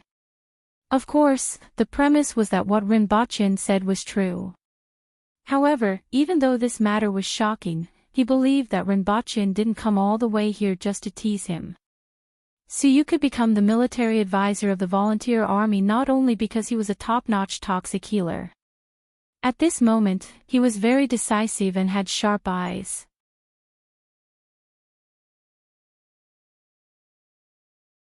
Renbaqian laughed and said, in that case, I'll have to trouble Marquis Su. First, I'll have to trouble you to be an advisor. After the war, I'll reward you according to your contributions. Set a small goal first, such as 1 second.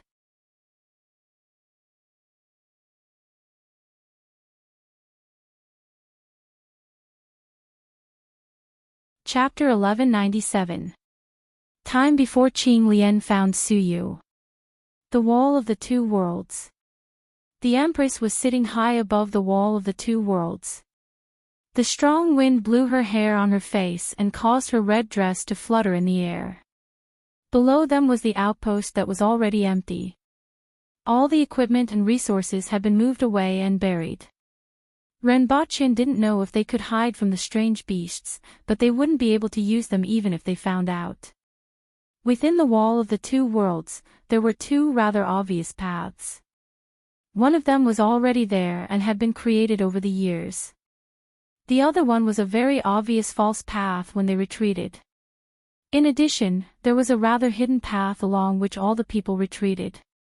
Of course, this path was also a smokescreen. Or rather, it was the path that the enemy wanted to take. The Empress fiddled with the screen in front of her and saw a black line in the distance. The shrill cry of a bird came from the sky. "They're coming." The Empress looked up and could already see a few small dots in the sky. She grabbed the bone bough beside her, flipped over, stood up, and nocked an arrow. The air was cut in front of the Empress. There was a ripping sound that sounded like a piece of cloth being torn apart. Then, there was another sound. The black dots dancing in the sky in the distance exploded into clouds of blood. The Empress shot 16 arrows in a row and shot down all the enemies within her line of sight. However, that was all. After observing for a while, the enemy didn't seem to have any reaction. No flying mounts continued to rise into the sky, and no one left the team to speed up. "Are they looking down on us?" the Empress thought as she drank a mouthful of wine from the bottle. Ton, ton, ton. Ha! The Empress let out a long breath. Soon, the dots at the edge of her line of sight became bigger and bigger, and the ground trembled every moment. This continued until the Empress saw the 5 terrifying giant beasts that were 100 meters tall. They are indeed big guys. The energy reaction is 200,000. The Empress wore an energy detector on one of her eyes. "It's a little scary," the Empress thought to herself. However, the other party definitely wasn't that strong. Otherwise, the Earth Spirit wouldn't be a mid-tier race. It should have something to do with their huge bodies. The energy inside such a huge body isn't something that a human body can compare with. They definitely aren't fast, the Empress continued to speculate. That was good news. Their speed was not fast, which meant that they would not be able to escape when the nuclear bomb exploded. These guys with the greatest energy reaction and the greatest destructive power were actually the easiest to deal with. I don't know if there are any outsiders who share the same life as these big guys. If there are, they must be important people. If we blow them up like this, we might even get a buy one get one free. After all, this kind of giant beast's life force must be extremely strong. If an Earth Spirit shared its life with this kind of giant beast, it would almost be an unkillable monster. Half a day later, the Earth Spirit Clan's army finally arrived 2 miles away from the Wall of Two Boundaries. Imperial Prince Su looked at the completely empty camp in front of him and then raised his head to look at the red shadow at the top of the wall between the two realms. Human race. Imperial Prince Su's voice rumbled through the sky like thunder. Hairy monster. The Water Empress looked down at the Earth Spirit Clan and replied. Were you the ones who killed our clansmen? Imperial Prince Su asked loudly. The original hairy monster's here. I killed him, that's right, the Empress replied coldly. The corners of Imperial Prince Su's mouth twitched as he revealed a bloodthirsty smile. Although he didn't expect the other party to answer, he was quite happy that she said it so frankly. I will destroy your country, kill your clansmen, turn your cities into ruins, and turn the land into barren land. The people of the Black Sky God are not to be blasphemed. Imperial Prince Su looked at the Empress with bloodthirsty eyes. Come, I'll be waiting. The purple lines on the Empress's face grew and receded several times. She suppressed the desire to fight in her heart, picked up a black box by her feet, and threw it with all her might. It shot behind the other party like a sharp arrow. Her other hand had already calmly picked up the remote control.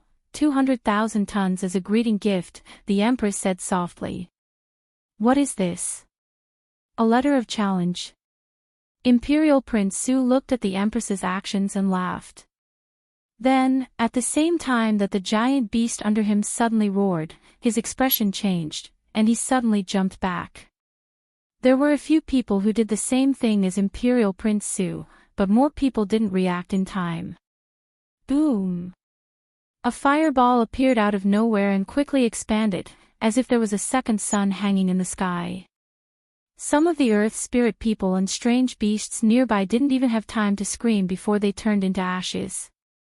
Imperial Prince Su only felt a sharp pain in his eyes, and he screamed in the air. The huge fireball almost turned his clothes into ashes, and his body was directly blown away by the shockwave.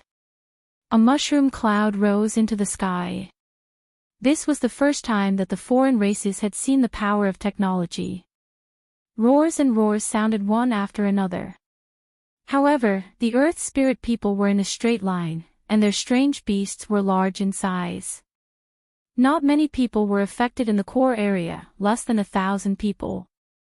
Nearly half of them died on the spot, and nearly half were seriously injured. Damn the human race, I want to kill her, I want to exterminate the human race. Imperial Prince Su crouched on the ground and let out a mournful roar. He originally came with a heart full of fighting spirit and wanted to kill the enemy who hurt his clansmen. When he knew that he was facing the human race, he thought that it would be an easy battle. However, he didn't expect that he would suffer a big loss as soon as they met. However, the sharp pain in his body reminded him that the other party wasn't as easy to deal with as he thought. Inform the rear team to stop advancing.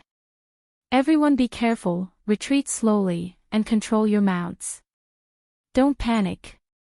Imperial Prince Su's skin was almost burnt black, but after a while, the burnt pieces fell off, and the flesh inside could be seen growing quickly. A few hours later, the dust settled and the situation at the scene was completely analyzed. Most of the casualties were Imperial Prince Su's personal guards. Although they were quite strong, they didn't have time to escape. Almost all of Imperial Prince Su's personal guards were dead or injured. Just this point alone made the flames of anger in his heart almost burst out. As for the huge giant calamity beasts, 3 were seriously injured, and 2 were lightly injured. It had to be said that the giant calamity beasts had a strong life force. Even though almost all 5 of them were in the core area, with their tough skin and strong life force, none of them died.